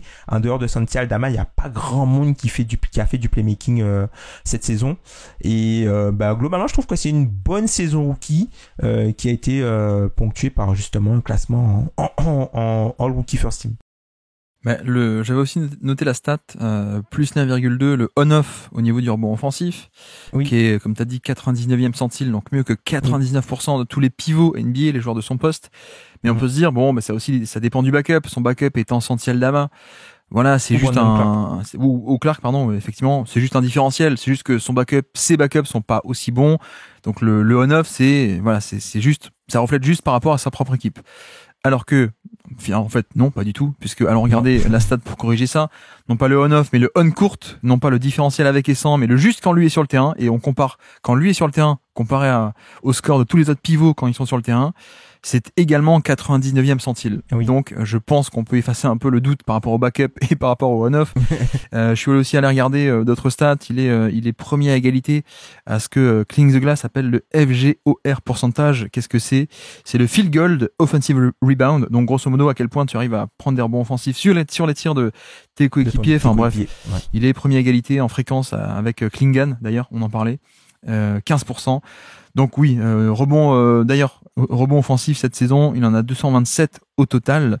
Et tu regardes la liste, tu dis Rudy Gobert, ok, enfin bref, que des noms à plus de 2000 minutes. Et ensuite tu descends. Alors qui a plus de 227? Ah tiens, Zakidi, 1400 minutes, très loin des 2000 ou 2500 que certains ont dans cette liste. Et je voulais aussi parler de ça parce que pour moi c'est un peu ça montre aussi, et on en avait parlé l'été dernier, mais à quel point est-ce que il y a eu sans doute un peu de projection mauvaise sur l'attaque déjà de Zakidi. On parle de la défense qui a été meilleure, mais le côté non mais c'est un pivot de post-up de NCAA et ça on sait que ça se transpose pas. Or, moi, il me semblait avoir bien précisé que on n'avait pas besoin qu'il devienne un créateur de post-up un peu à la Jokic ou Embiid pour que ça marche, parce qu'il y a un apport de poseur d'écran qui est génial, il y a un apport de défense également, on en parlera, mais il y a aussi un apport de rebond offensif. Et on l'a dit, Memphis est une équipe qui joue ce jeu des possessions, et il s'inscrit parfaitement là-dedans, quoi. Donc c'est quand même, je pense qu'il peut avoir totalement une carrière et un apport en NBA qui est très valuable, même sans être forcément le côté, ah bah tiens, le post-up, la création en post-up, le 1 contre 1. Et d'ailleurs, on a parlé du play-in où ça a été décevant au niveau du short roll en mouvement, mais sur le vrai post-up de cette saison, on est à plus de 1 point par possession sur les post-up. C'est pas des post-up de création, mais c'est au moins, tiens, il y a un mismatch ou il y a un petit switch, on te donne la balle, tu peux un peu venir. Un peu ce que j'appelle un post-up de finition au final. Oui. Et là-dessus, il a été bon en fait. Mais oui. Je pense qu'il fallait pas considérer le joueur NCAA et penser qu'il jouerait de la même manière en NBA en fait, parce que ça non, oui, ça se transpose pas. Mais il y a quand même des qualités hautes qui sont intéressantes et je te rejoins totalement. Alors l'épisode n'est pas publié, donc tu n'as pas pu l'entendre au moment où tu as dit ça, mais j'ai fait déjà la même comparaison de, bah oui, pour moi il est largement plus mobile que Klingan. Hein. Ah bah. Tu vois l'épisode sur Portland, on est d'accord. J'étais un peu, voilà, là aussi le côté viabilité défensive qui était l'autre point. Je trouve que sa condition physique est très bonne. Il est très beaucoup plus mobile pour sa taille. Et j'ai quand même de très bons espoirs pour lui pour la suite, même s'il a déjà 23 ans. Mais ouais, franchement, si tu me dis il est titulaire NBA pendant 10 ans, voire même parfois un peu, il va flirter avec le niveau All-Star, ça me surprendrait pas en fait. Ouais, le problème, ça va être les fautes. C'est vrai que, tu vois, quand on voit la communauté, entre guillemets, draft, l'avait plutôt pas comparé, mais c'est-à-dire qu'il y avait plus un rapprochement avec ce qui était, par exemple, ce qui a été Luka Garza, plutôt qu'avec ce qui est, par exemple, ce qui est devenu Ivica Zubac. Ouais. Tu vois, quand tu vois la saison rookie d'Ivica Zubac aux Lakers, on remercie les Lakers qui l'échangent contre Mike Muscala aux Clippers pour avoir du spacing. Quand tu parlais de il joue comme un gros, voilà, Mike Muscala, BJ Mullens, voilà, c'était des grands qui jouaient pas grand. Lui, il joue grand. Exactement, voilà, c'est exactement ce que je voulais dire. Ouais. C'est exactement ce que je voulais dire. Et là où tu vois, Ivica Zubac, il joue comme un grand. Et je trouve que voilà, c'est le bon joueur entre guillemets duquel le jeu entre guillemets de Zakidi devrait évoluer pour qu'il ait une grande carrière, je pense, NBA. Et alors, ce qui peut le retenir, alors il y a le côté blessure, hein, puisque c'est quelqu'un qui a déjà eu des problèmes au pied, des problèmes à la cheville, justement en contrant, puisque c'est quand même un joueur qui m'a surpris par son côté aérien. Je m'attendais pas, parce que je pensais que ce serait quelqu'un beaucoup plus au sol. Et c'est quelqu'un qui, alors c'est pas un rim runner, mais c'est quelqu'un qui a pas de mal à décoller du sol. Et quelque chose qui m'a surpris, c'est qu'il a eu cette saison, il a contré Steph Curry sur une isolation en tête de raquette. Incroyable. C'est pas mal. Ouais, c'est pas mal, mais je crois que le travail de condition physique a été très très bon pour le coup. Après, même s'il est plus vieux comme rookie, je pense que ça reste un rookie et donc notamment, je m'attends à des progrès dans la vitesse du jeu, en tout cas le comprendre le jeu. Je pense que c'est aussi pour ça qu'il a joué que 20 minutes par match. Les pour fautes. Le coup. Exactement. Et ça s'habitue à la vitesse du jeu, s'habitue à faire des lectures en mouvement un peu plus rapides. On le répétera jamais assez, mais il y a un écart qui est faramineux entre la NCAA et la NBA, quoi. Donc voilà, ça, je pense que ça viendra. Pour l'instant, 20 minutes par match et pas plus, mais j'aime bien la défense du panier qui est très solide. J'aime bien la pose d'écran et j'ai hâte de le voir l'an prochain avec plus de pick and roll aussi. Peut-être c'est ça le truc qui est décevant, c'est qu'on l'a pas vu assez aussi sur la pose d'écran et le pick and roll, mais ça peut être très cool. Mais je suis d'accord. On l'a vu sur du gros tas de screen, par contre. Oui. Et ce qui est cool, c'est que le background de joueur de post-up, il n'y a pas besoin de faire des post-up pour avoir de la valeur. Mais tu vois, on conserve un peu tout ce qui est le footwork, les moves qu'il connaît et le toucher de balle. Ça, c'est quand même assez cool avec lui. D'ailleurs, je me demande si on pourrait pas se retrouver d'ici un été ou deux avec, Zakidi, il a un tir à 3 points, il en prend 3 ou 4 par match et il les met à 37%, quoi. Tu vois, un petit catch and shoot qu'il a tenté un peu cette saison, mais je crois que c'est même pas 40 ou 50 en tout dans toute l'année, il me semble. Mais je serais intrigué par ça aussi, tu vois, parce qu'il y a le toucher. Donc pourquoi pas construire une mécanique très cool. Ça va pas devenir Brook Lopez, mais c'est non jamais. En tout cas pas de suite. Peut-être pas de suite. Tiens, un peu là-dessus, ma troisième set du jour. On a déjà parlé un peu parlé de lui, pardon, mais pour enfoncer le clou, 27,2. 27,2. Moi, c'est le nombre de tentatives de tir par 100 possessions de Ja Morant.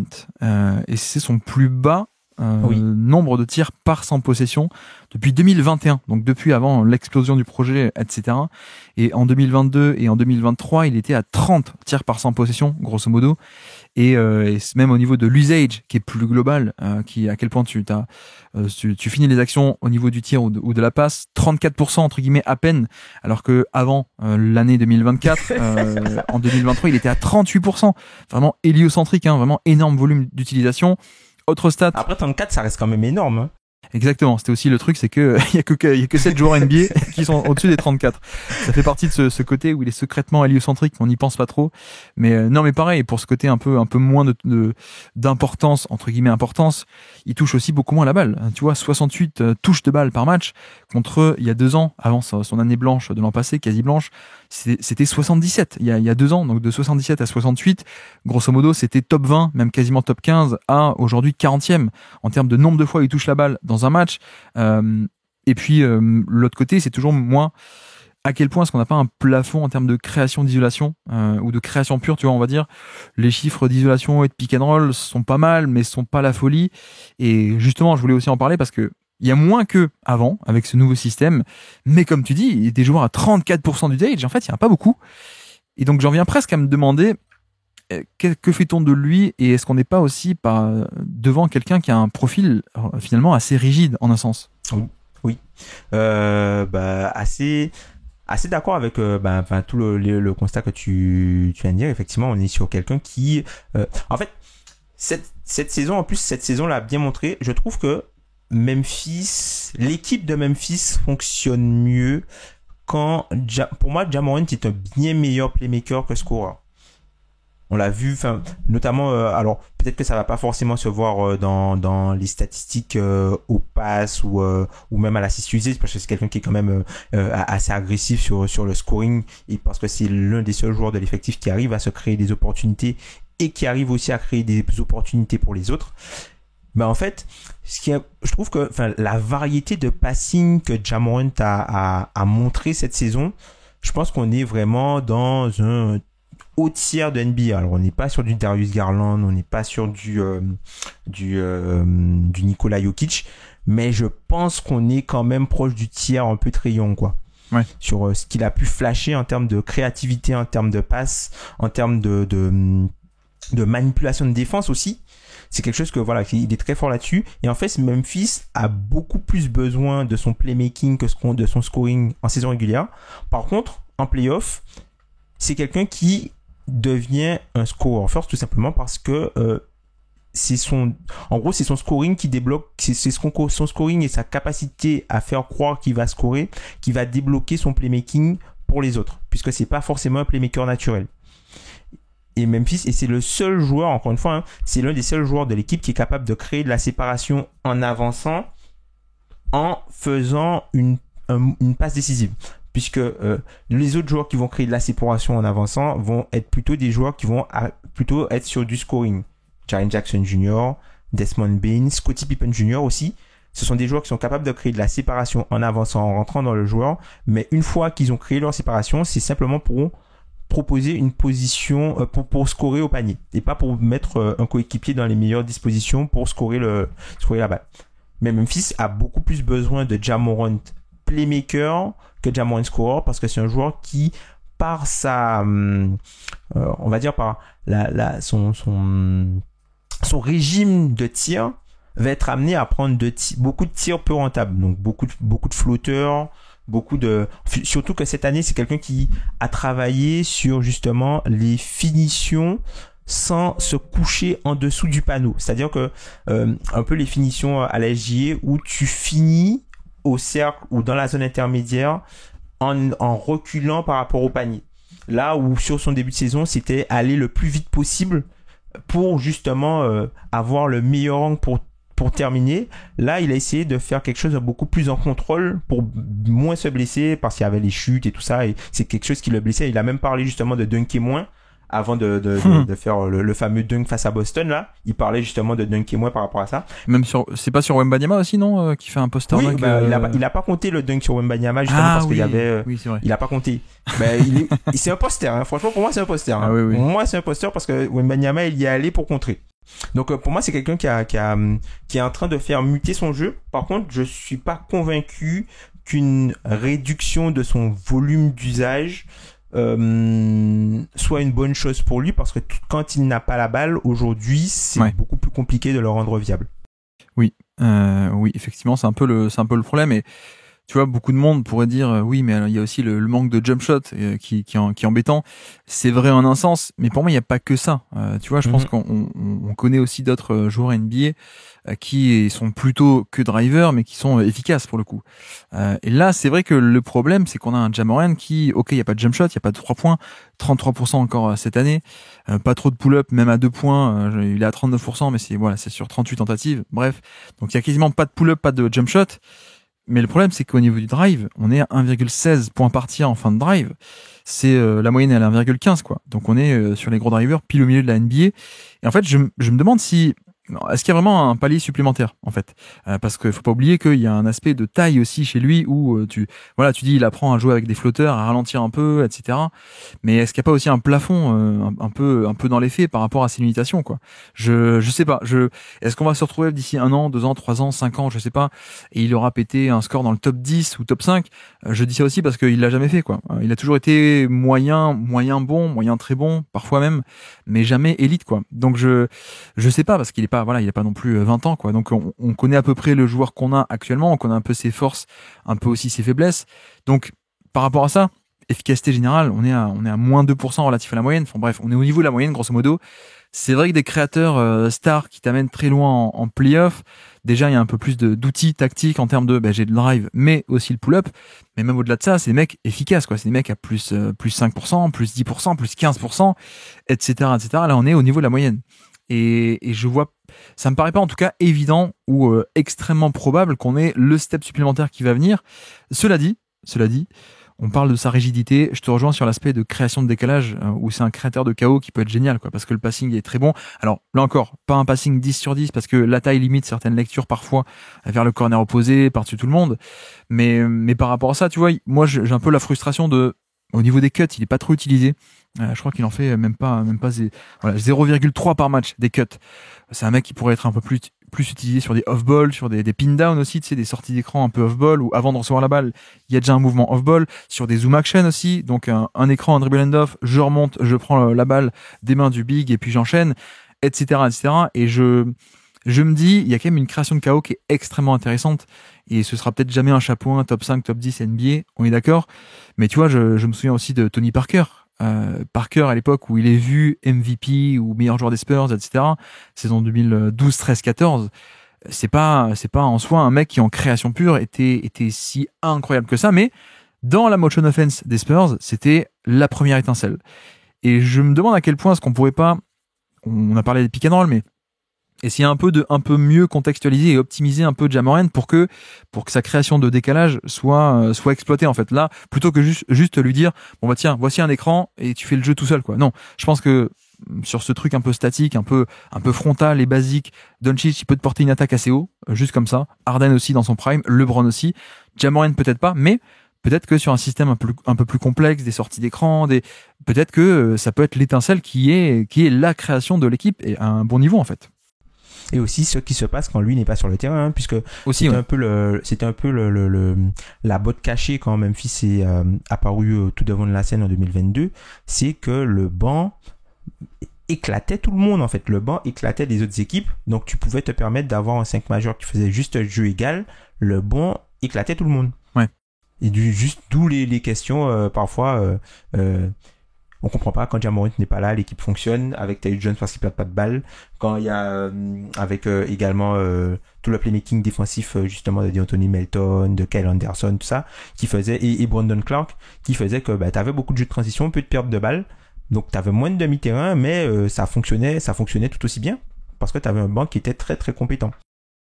Ouais, on est d'accord. Donc voilà pour Ja Morant qui reste je pense facile top 25, top 30, top 20 même selon les pondérations. Carrément, ouais. On est d'accord. C'est juste qu'on a ces prétentions et ces ambitions de est-ce qu'il peut aller taper la porte des top 5, top 10 ou voilà, c'est un peu les standards de superstar. Donc c'est un peu sévère peut-être mais c'est un peu comme ça que dans cette direction qu'on regarde en tout cas. Voilà. Est-ce qu'il peut entre guillemets suivre le chemin d'Anthony Edwards globalement quoi.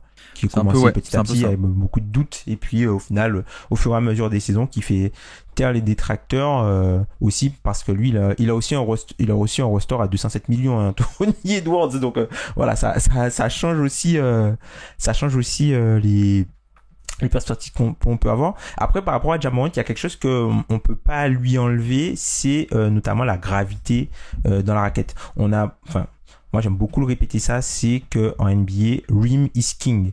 La chose la plus grave, et c'est pour ça aussi que au niveau du basket lab, il y a pas mal de valorisation du jeu de drive. C'est que le drive te permet d'entrer dans la raquette et de pénétrer plein centre de la raquette, là où tu vas déclencher les aides qui vont faire que tu vas pouvoir déclencher, tu vas créer un collapse de la défense qui va ouvrir ensuite des positions ou une motion offense ou un jeu de swing qui va déboucher sur un panier rentable.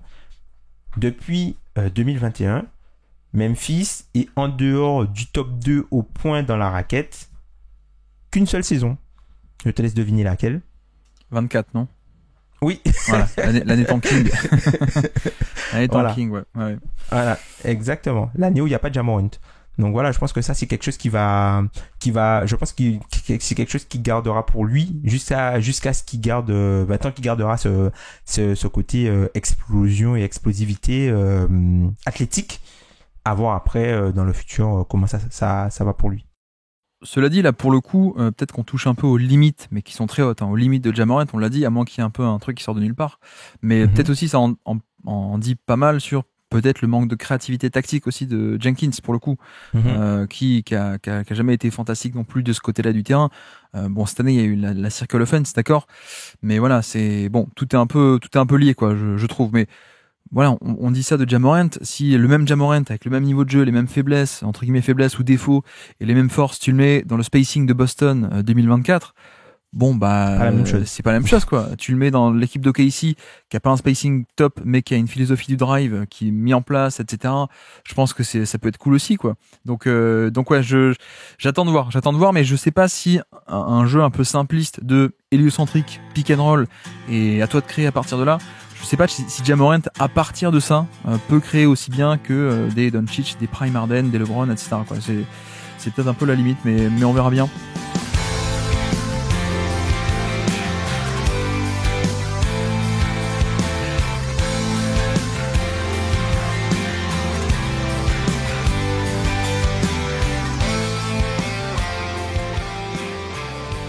Et donc je peux te lancer, quelle est ta quatrième stat du jour à nous présenter pour ces Memphis Grizzlies 2025? Alors ma quatrième stat du jour, on va un peu changer de terrain. On va partir sur le terrain des finances, c'est 27. Ouais. C'est le rang de Memphis au financier. La masse salariale de Memphis. Memphis a terminé la saison avec la 27e masse salariale.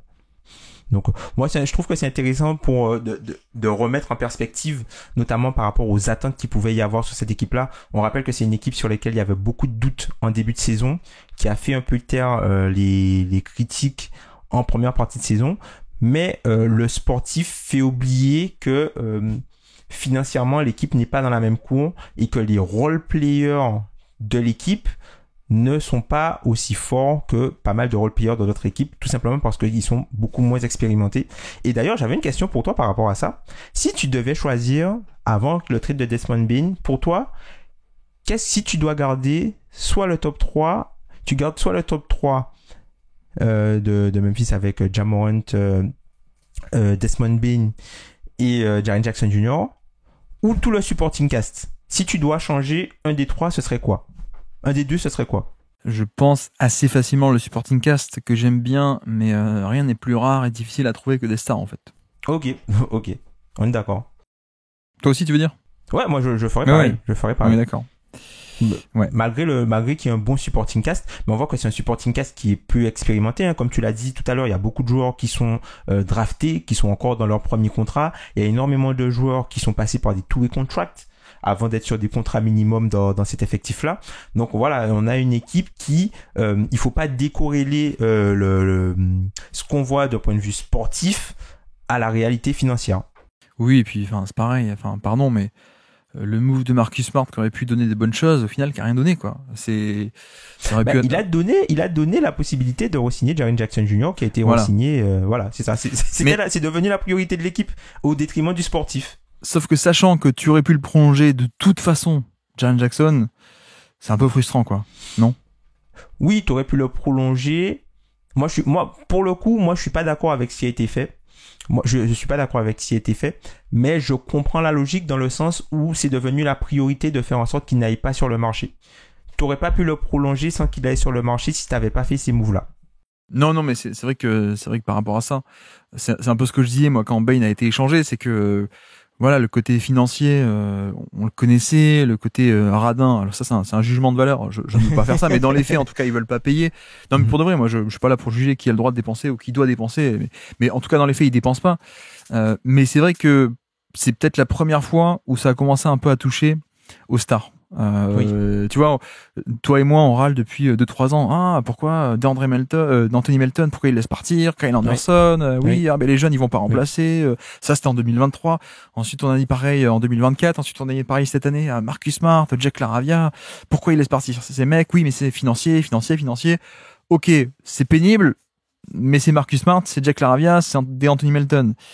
Là, ça commence à toucher Desmond Bane, quoi. Desmond Donc Bane, ouais. là, tu te dis ah, d'accord. Donc là, effectivement, un peu ce que tu dis tout à l'heure de peut-être il faut juste revoir les espérances à la baisse, quoi. Peut-être que c'est juste une équipe qui est là pour faire du business, remplir des salles et vendre des hot dogs et vendre des pubs TV TV locales et qui en fait n'a pas l'ambition de faire plus que ça, malheureusement. Oui, c'est ça, c'est exactement ça. C'est-à-dire que c'est une équipe voilà qui va faire un peu comme le côté Grit and Grind, hein, qui sera jamais favorite, qui dans ses meilleures années pourra peut-être espérer passer 1 ou 2 tours, mais qui ne visera jamais plus haut parce qu'elle ne sera pas en mesure de se battre dans la même cour que les autres équipes d'un point de vue financier. Après Grit and Grind, donc l'époque un peu début 2010, pour moi il y avait un aspect où il s'était même s'il avait voulu, il n'aurait pas pu faire mieux en termes de free agency, attirer des mecs ou faire des gros trades, tu vois. Enfin, l'équipe était sympathique. Moi, j'ai adoré cette équipe. Le premier tour contre San Antonio, etc. C'était Mike Conley, Marc Gasol, tous ces mecs-là. C'était cool, mais je voyais pas l'upgrade évident, quoi. Là, tu te dis, j'avais l'impression en tout cas que cette version-ci partait déjà de plus haut, plus jeune, plus haut, et que même il y avait des moves qui se présentaient, qui étaient prenables, parce que justement le scouting était tellement bon que tu avais déjà prolongé des Clark par exemple, qui était un bon contrat, qui était échangeable. Je sais pas, peut-être je suis sévère, peut-être que je me souviens pas de l'époque Grit and Grind, mais j'avais l'impression qu'on aurait pu enchaîner un peu plus ce cycle-là, alors que c'est pas le cas, quoi. Mais bon. C'est surtout que pour moi, hein, la franchise peut beaucoup de paris ratés, hein, puisque sous l'ère Jamorant, le cap space qui aurait pu être disponible a été utilisé pour engranger des contrats boulets, quoi, puisque il y a eu le contrat de Gorgui Dieng, il y a eu le contrat il y a eu le Justice Winslow qui avait été tenté, ça n'a pas marché. Il y a eu Zaire Williams qui a été tenté. Donc pour Zaire Williams, il a fallu justement engranger le contrat d'Eric Bledsoe, il a fallu engranger le contrat de Dwight Howard. Voilà, il y a qui ont été coupés pour aller jouer ailleurs, tous ces trucs là, voilà. Donc tout cet argent là qui aurait pu être utilisé pour des agents libres a été utilisé pour recruter des joueurs qui étaient déjà sous contrat et qui n'ont rien donné.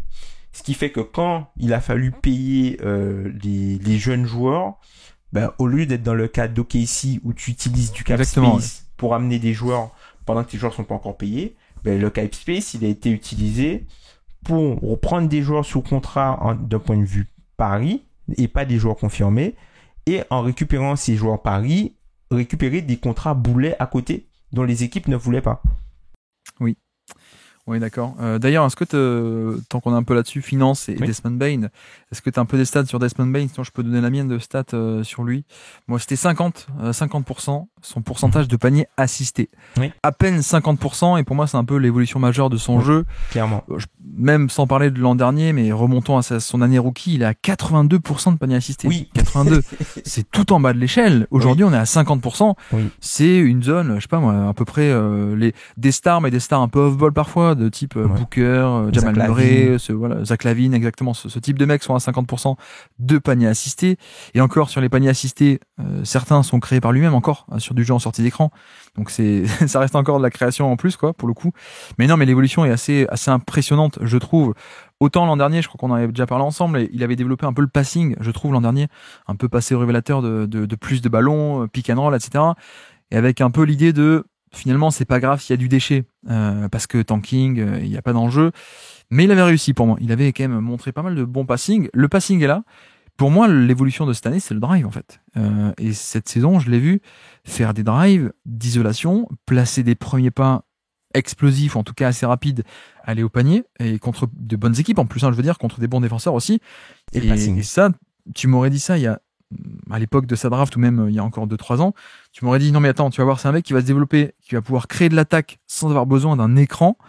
Je t'aurais dit, bah non, c'est un mec, ok, avec un écran, il peut se libérer un pull-up, Oui. où il peut aller au panier, mais pas sans écran, quoi. C'est un Oui. peu l'étape ultime, quoi, l'isolation, le drive d'isolation.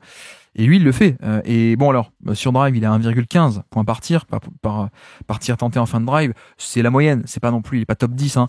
Mais l'évolution est quand même assez bluffante par rapport à lui. Déjà, d'avoir un driver qui est à bon volume, gros volume même, je veux dire, gros volume et efficace sur drive, bah, c'est quand même très très cool, quoi.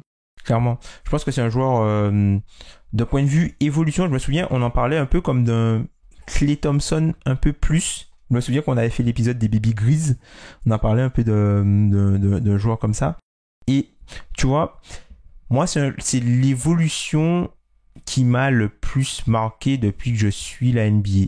Donc, l'évolution offensive, alors oui, il y a les Kawhi Leonard, les Jimmy Butler, mais tu vois, c'est avec ces gars-là, je pense, avec peut-être aussi un gars comme Sabonis. Tu vois, Sabonis qui, année rookie, qui est un shooter dans le coin pour Russell Westbrook et qui devient après une plaque tournante d'un gros système offensif, quoi, avec les Light the Beam Kings. Ouais, mais à la limite, c'est plutôt le côté, je suis sobre en tant que rookie. Oui. Mais j'avais quand même ses qualités de base à Gonzaga, etc. Quoi, tu vois, Sabonis. Lui, Desmond Bane, c'était vraiment le shooter en sortie d'écran. Exactement. À quoi, à TCU, non? Un truc. Il Oui, c'est ça, TCU. Ouais. Exactement. Ouais. Donc ouais, franchement une évolution exceptionnelle et on souhaite que cette évolution continuera pour lui au Magic et qu'il ne se contentera pas de le transformer en Luke Kennard. Ouais, parce qu'en plus, tu vois, il fait cette évolution en étant déjà un peu plus vieux. En plus, tu vois, il fait ça, il a 26 ans, bientôt 27. Non, il vient de faire 27 en juin, la dernière. Je veux dire, devenir un bon passeur puis un bon driver entre 25 et 27. Un grand shooter. Bah exactement. Oui, toujours 39% à 3 points, 6 par match, 41% en carrière. Voilà, on est quand même sur un shooter d'élite et ça l'est resté en effet.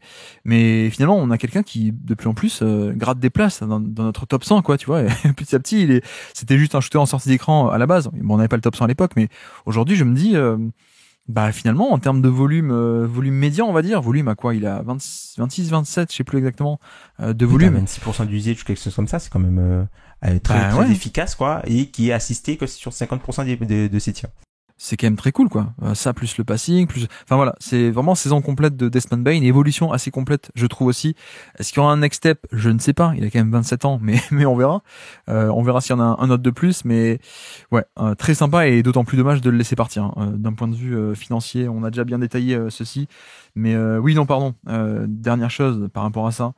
Isolation. En 2022, 26 possessions d'isolation à peine. Voilà. Cette année, il était à quasiment 150, je crois, et même au niveau d'efficacité, hein, ça a explosé cette année à 0,9 points par possession sur isolation. C'est dans la moyenne, 55e centile, alors que en 2023 et même en 2024, l'an passé, dans une année de tanking avec tous les ballons, il était à 0,6 et quelques points par possession, ce qui est famélique, hein, 11e centile, 15e centile. Il a grimpé au niveau de la moyenne. Donc en fait, on a ce super joueur qui a des limites un peu de création. Ça va pas être le numéro 1 de ton attaque, on est d'accord, mais qui a un peu ce jeu on et off ball génial, quoi. Donc ouais, Desmond Bane, d'autant plus déçu de le voir partir, on est d'accord.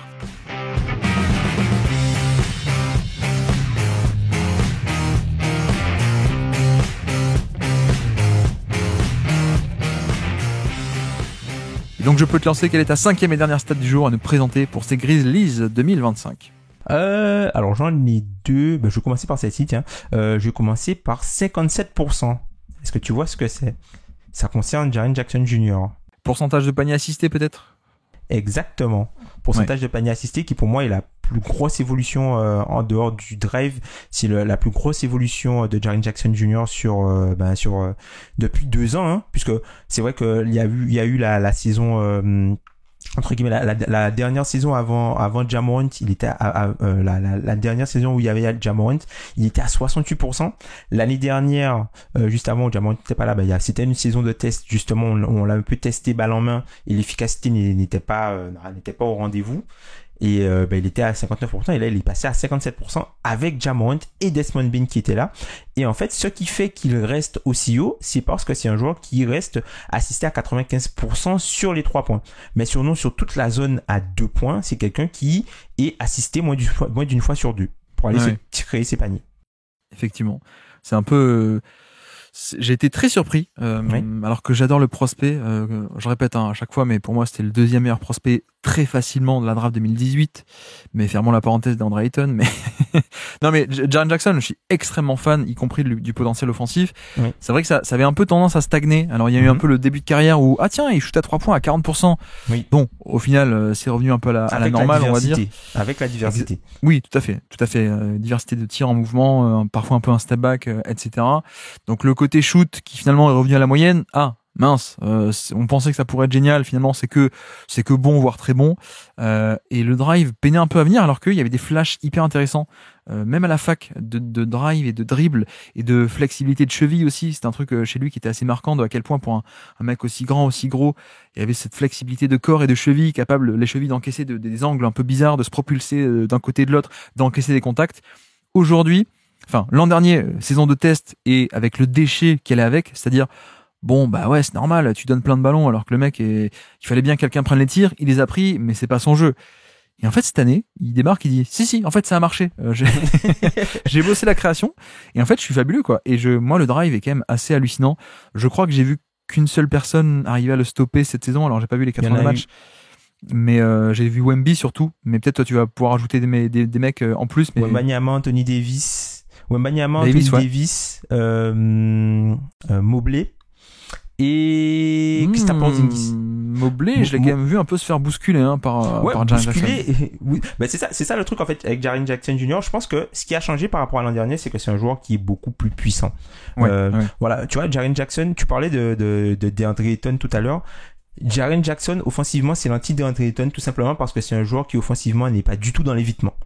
Oui. Là où DeAndre Ayton est très dans l'évitement. Il joue au chat perché presque à Ayton. Il veut pas se faire toucher à Ayton.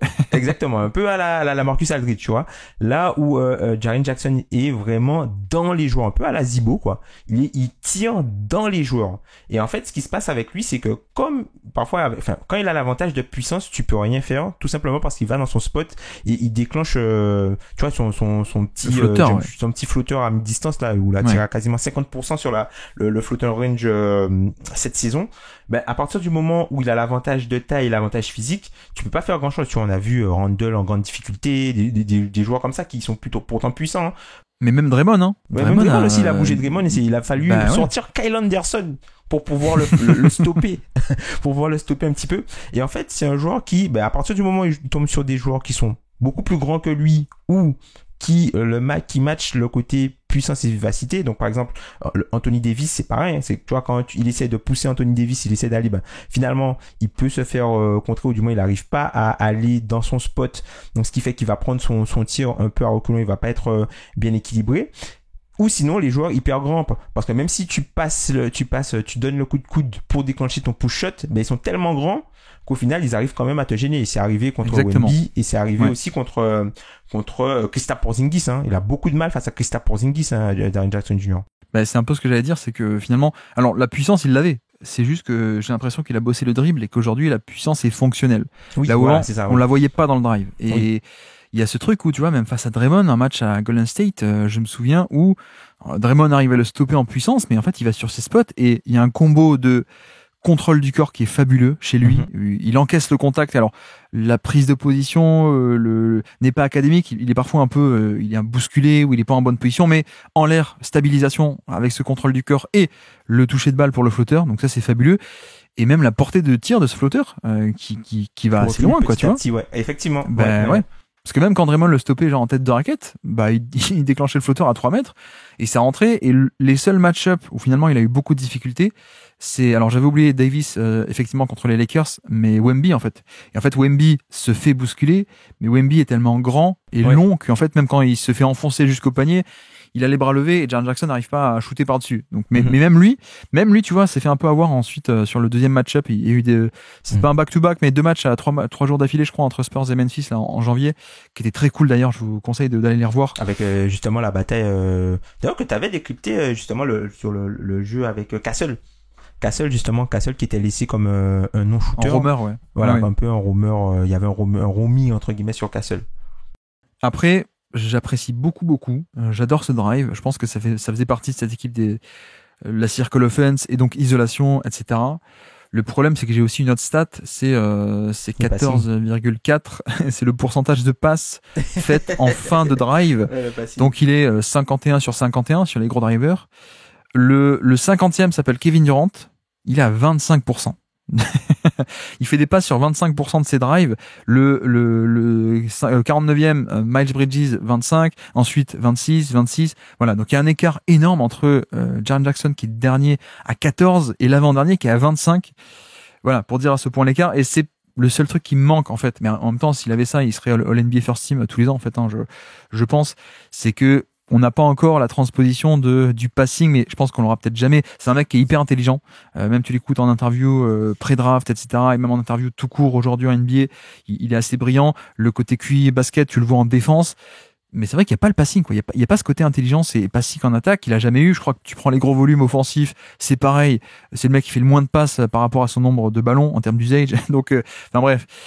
Mais ça changerait tout, en fait. Ça changerait tout s'il était capable, sur ses drives aussi, d'aller trouver un peu de passing, quoi. Et pour l'instant, il n'y a pas. Mais pareil, de l'autre côté, qu'est-ce que tu penses un peu de sa défense? Moi, je sais que je suis toujours un peu plus haut que la moyenne sur sa défense. Mais qu'est-ce que toi, tu en dis? Ouais, je trouve que sa défense est exceptionnelle. Je trouve qu'il est encore un peu maladroit, ou du moins il a peut-être trop confiance en ses capacités sur le périmètre. Il se fait beaucoup piéger sur ça, notamment sur les départs de premier pas où il met la main et il est amené à faire des fautes. Après, quelque chose qui n'est pas discuté dans les problématiques de fautes de Jaren Jackson Jr., c'est qu'il prend beaucoup de fautes offensives, en fait. Oui. C'est parce que comme c'est un joueur qui est très, très, très brutal, des fois, dans les fautes qu'il prend, il y a certaines fautes de frustration, mais c'est beaucoup de fautes offensives parce que c'est un très bon poseur d'écran, globalement. Donc, il va prendre pas mal de fautes sur de la pose d'écran un peu légère où il a les pieds trop écartés.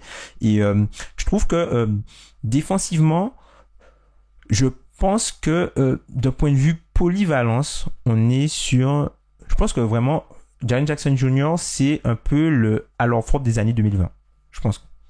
De point de vue polyvalence défensive, plus le côté réaction, tu vois, tout ce qui est roaming, puisqu'au final, le roaming, c'est quelque chose qui est, entre guillemets, popularisé depuis très peu de temps. Enfin, il y a très peu de temps qu'il y a eu un terme, c'est depuis vraiment l'avènement de Robert Williams, vraiment dans ce rôle-là, que on en parle beaucoup plus souvent, où c'est un terme qui a vraiment été démocratisé. Juste pour dire, le roaming, c'est libéraux défensif, donc le pivot qui est sur un non-shooter pour l'abandonner et rôder autour du panier. Je rappelle pour cas où il y a des nouveaux auditeurs. Mais tu vois, là-dessus, il est vraiment exceptionnel. Tu vois, bien sûr. Les recovery blocks ou les choses comme ça, il est vraiment exceptionnel. Et ce qui est intéressant, c'est que je pense que les joueurs sous-évalue à quel point il est fort là-dessus parce qu'à chaque fois il le teste. Tu vois, parce que parfois on mesure l'impact d'un grand défenseur à des choses qui n'arrivent pas. Et lui, les joueurs continuent à le tester et continuent justement à montrer qu'il est bon là-dessus.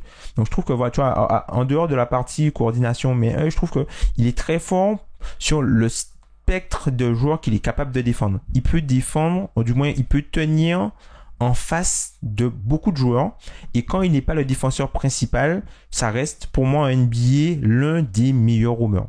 Bah, c'est aussi pour ça que, tu vois, moi je suis, par rapport à ta comparaison avec Horford n'a jamais été ce protecteur de panier qui est Jaren Jackson, quoi. Oui. Et là-dessus, c'est la force du profil de Jackson, c'est polyvalence, comme tu dis, dans le périmètre, switch, peut-être pas switch au niveau Bam Adebayo et Draymond Green, on est d'accord. C'est plus Brandon Clark qui est très très fort sur le switch. Exactement. Mais donc il y a quand même le switch, il y a quand même la mobilité, le pick and roll, ok. Mais en deuxième rideau et en protection de panier, il est fabuleux. Bah, d'ailleurs encore cette année, il est à moins 14% quasiment, moins 14% de perte d'efficacité infligée au panier en moyenne aux adversaires. C'est top 3 je crois. Je crois qu'il y a Porzingis qui doit être autour des moins 15, mais en rôle particulier, et Gafford aussi, mais sur un minutage beaucoup plus réduit. mais sur les gros volumes, je crois qu'il est quasiment premier, quoi, pour le coup. Gros volume, gros minutage, il doit être premier de NBA cette saison. Il y a Kessler qui doit pas être loin aussi. Les stocks aussi, ouais, il a des mains défensives absolument géniales. Et j'avoue que pour moi, les problèmes de faute sont un peu réels, mais parfois un peu exagérés en termes de comment est-ce qu'on perçoit le joueur. Il y a un peu une caricature facile de, ok, c'est le depoy, mais il joue 20 minutes par match, il méritait pas son depoy, etc.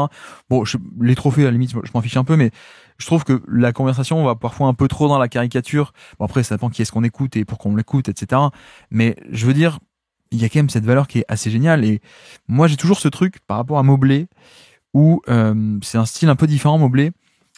Mais en fait, Jaren Jackson est un peu seul, quoi, pour la défense. Alors que Mobley, je pense que le partenaire de Mobley de raquette, qui est Jarrett Allen, est quand même bien plus fort, quoi. Oui. Et c'est toujours là-dessus, moi j'ai un peu de mal par rapport à ça. Ce côté, alors, je pense que peut-être que Mobley tout seul aussi ferait de bonnes choses, mais en tout cas, de facto, tu vois, je pense que, ok, Jaren Jackson, il est un peu seul, la clé de voûte de la défense.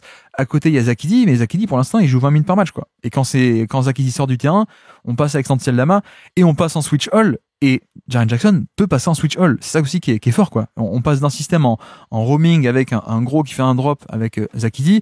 D'un coup, ça sort, on passe en switch all.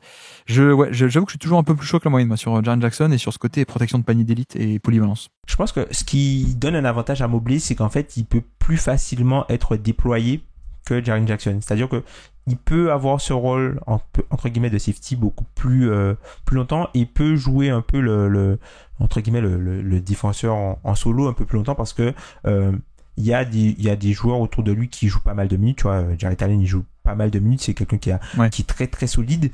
Là où par rapport à Jaren Jackson et aussi par rapport à l'importance du rôle offensif, puisque Jaren Jackson Jr. on est passé d'un projet de Memphis où Ja Morant était le plancher et les bons soirs de Jaren Jackson Jr. représentaient le plafond, à Jaren Jackson Jr. qui est devenu le plancher et les gros soirs de Ja Morant font le plafond. Puisque Jaren Jackson Jr. justement il a pas toute cette c'est pour moi ce qui est dommage vraiment pour lui c'est que si tu devais transposer toutes les deuxièmes options offensives de leur équipe en première option, je pense que c'est lui qui serait l'une des pires avec peut-être Jaylen Brown, tout simplement parce qu'il y a un trop gros manque de passing et pour moi c'est ce qui est vraiment le plus important pour la première option, la capacité de playmaking et de passing. Et en fait je trouve que par rapport à Mobley, ce sont des faiblesses qui sont peut-être un peu moins vues, ou du moins Mobley peut montrer beaucoup plus de choses défensivement, tout simplement parce qu'offensivement, il a un peu moins à faire. Ouais. Tu vois, c'est pas le même usage du tout. Ouais, bien sûr. C'est pas le même pourcentage de panier assisté non plus.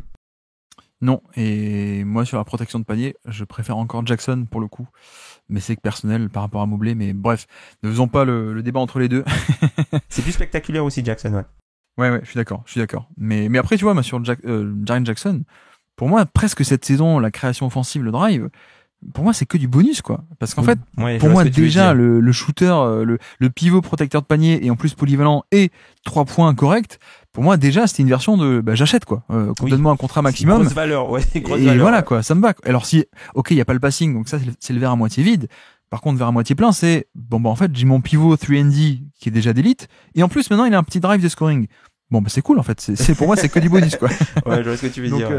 Donc voilà, c'est un peu comme ça que je choisis d'interpréter la chose. Donc voilà, c'était Jaren Jackson, c'était ta 5e stat du jour, il me semble. Et donc moi, je vais partir, tiens, sur laquelle je vais partir sur celle-ci. Alors il y a plusieurs joueurs encore à aborder. 25,5, très simplement, 25,5. C'est le minutage de Santi Aldama.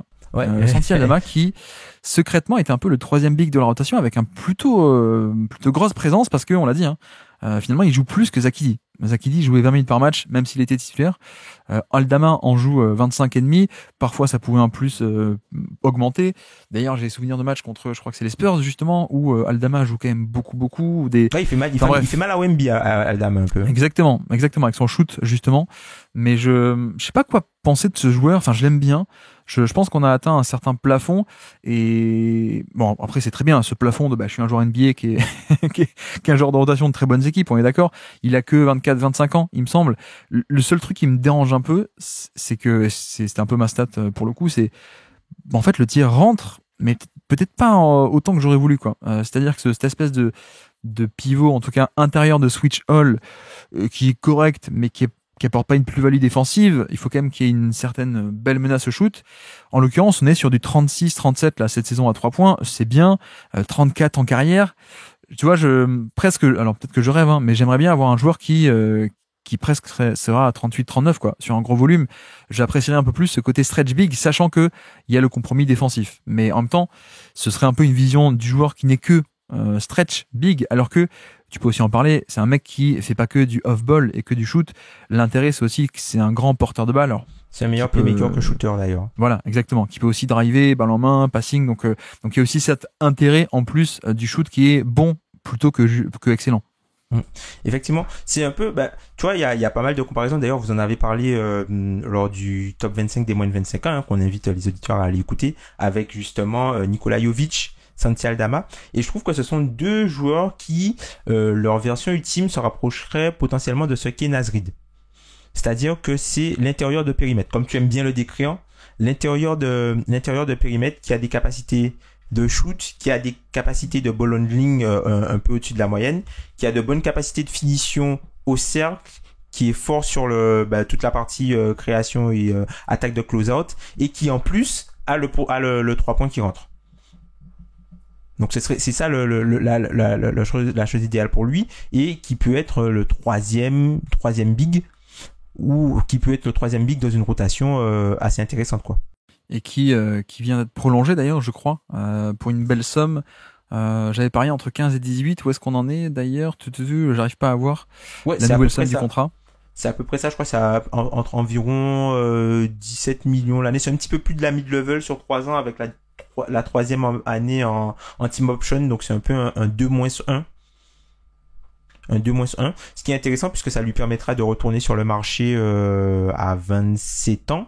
Là où il devrait être déjà plus mature, et sur un marché où il devrait y avoir plus d'argent disponible, puisque là on est en tant que agent libre restreint et était limité à ce que les équipes puissent lui proposer en termes de salaire, même si c'était en capacité de matcher.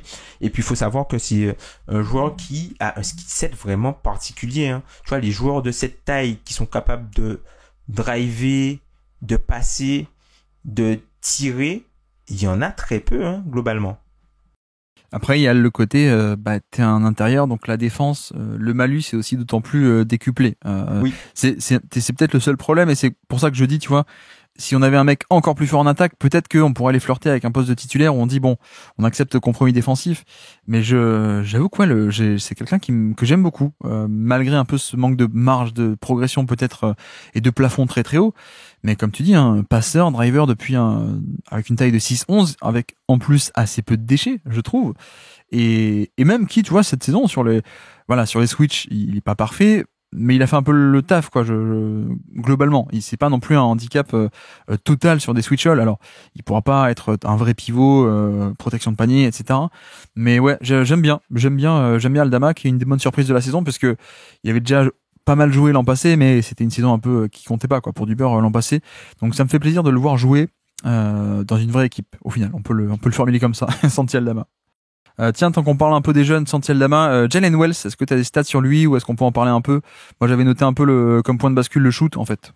Oui, Jalen Wells, c'est un point de bascule le shoot. Moi, ce que j'avais sur lui, alors que je retrouve ma stat sur Jalen Wells, c'était la match-up difficulty. Il est top 10 de la NBA cette saison sur la match-up difficulty de Basketball Index. Donc oui. Pour traduire un peu la match-up, c'est le joueur qui était préposé entre guillemets aux adversaires les plus dangereux des équipes, aux joueurs les plus dangereux offensivement des équipes adverses. Et en fait, il a fait un gros boulot en tant que rookie sur le point d'attaque, hein, puisqu'il a pris littéralement la place à Marcus Smart, la place qui était promise à Marcus Smart, voire même à Vince Williams. Il aura pris la place et a été très régulier avant de se blesser justement face à Charlotte, puisque il a été poussé. Au moment d'aller dunker, il s'est pété le poignet. On remercie le joueur de Charlotte qui fait que Memphis va se retrouve sur la fin de saison et en playoff sans le défenseur du point d'attaque et sans le meilleur remplaçant en la personne de Brandon Clark, qui fait ça a aussi décimé et qu'a contribué au fait que les joueurs comme Zakidi n'aient pas de backup et qu'il n'y ait pas vraiment de solution sur la défense du point d'attaque.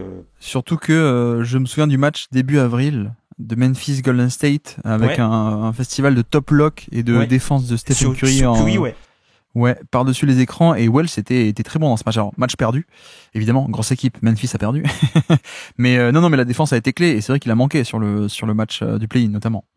Surtout que, tu vois, dans la façon dont l'équipe de Memphis était constituée, hein, avec Ja Morant et Desmond Bane, le point d'attaque était souvent destiné au poste 3 dans la conception de l'équipe. Et c'est pour ça qu'il y a eu pas mal de tentatives avec justement, au début, il y avait Dillon Brooks. Ensuite, il y a eu des tentatives de Zaire Williams, puisque d'ailleurs, Zaire Williams, c'est quelqu'un qui était assez long et qui était assez mobile. Donc, même s'il n'était pas fort physiquement, enfin, du moins, il manquait de puissance, mais il était bon sur la navigation et il pouvait justement, un peu à la manière de Jaden McDaniels ou d'un joueur comme ça, sa longueur et sa vitesse lui permettaient de compenser son manque de capacité athlétique, enfin on va dire de force, ce qui faisait qu'il arrivait bien à défendre les joueurs sur le point d'attaque, les joueurs un peu petits et pas trop puissants. Et ensuite, on a eu des expérimentations avec Vince Williams, qui cette saison a été un peu blessé. Et puis Jalen Wells qui a pris le poste littéralement le poste 3 cette saison. C'est vrai qu'en début de saison, il y avait justement pas des enquêtes mais des polls, des petits questionnaires entre guillemets. Des sondages. Voilà, des sondages. Merci. Merci. Des sondages sur dans la fanbase des Grizzlies sur le poste 3 titulaire et c'était essentiellement entre Vince Williams Jr. et Marcus Smart et au final, ça a été Jalen Wells qui a pris le poste.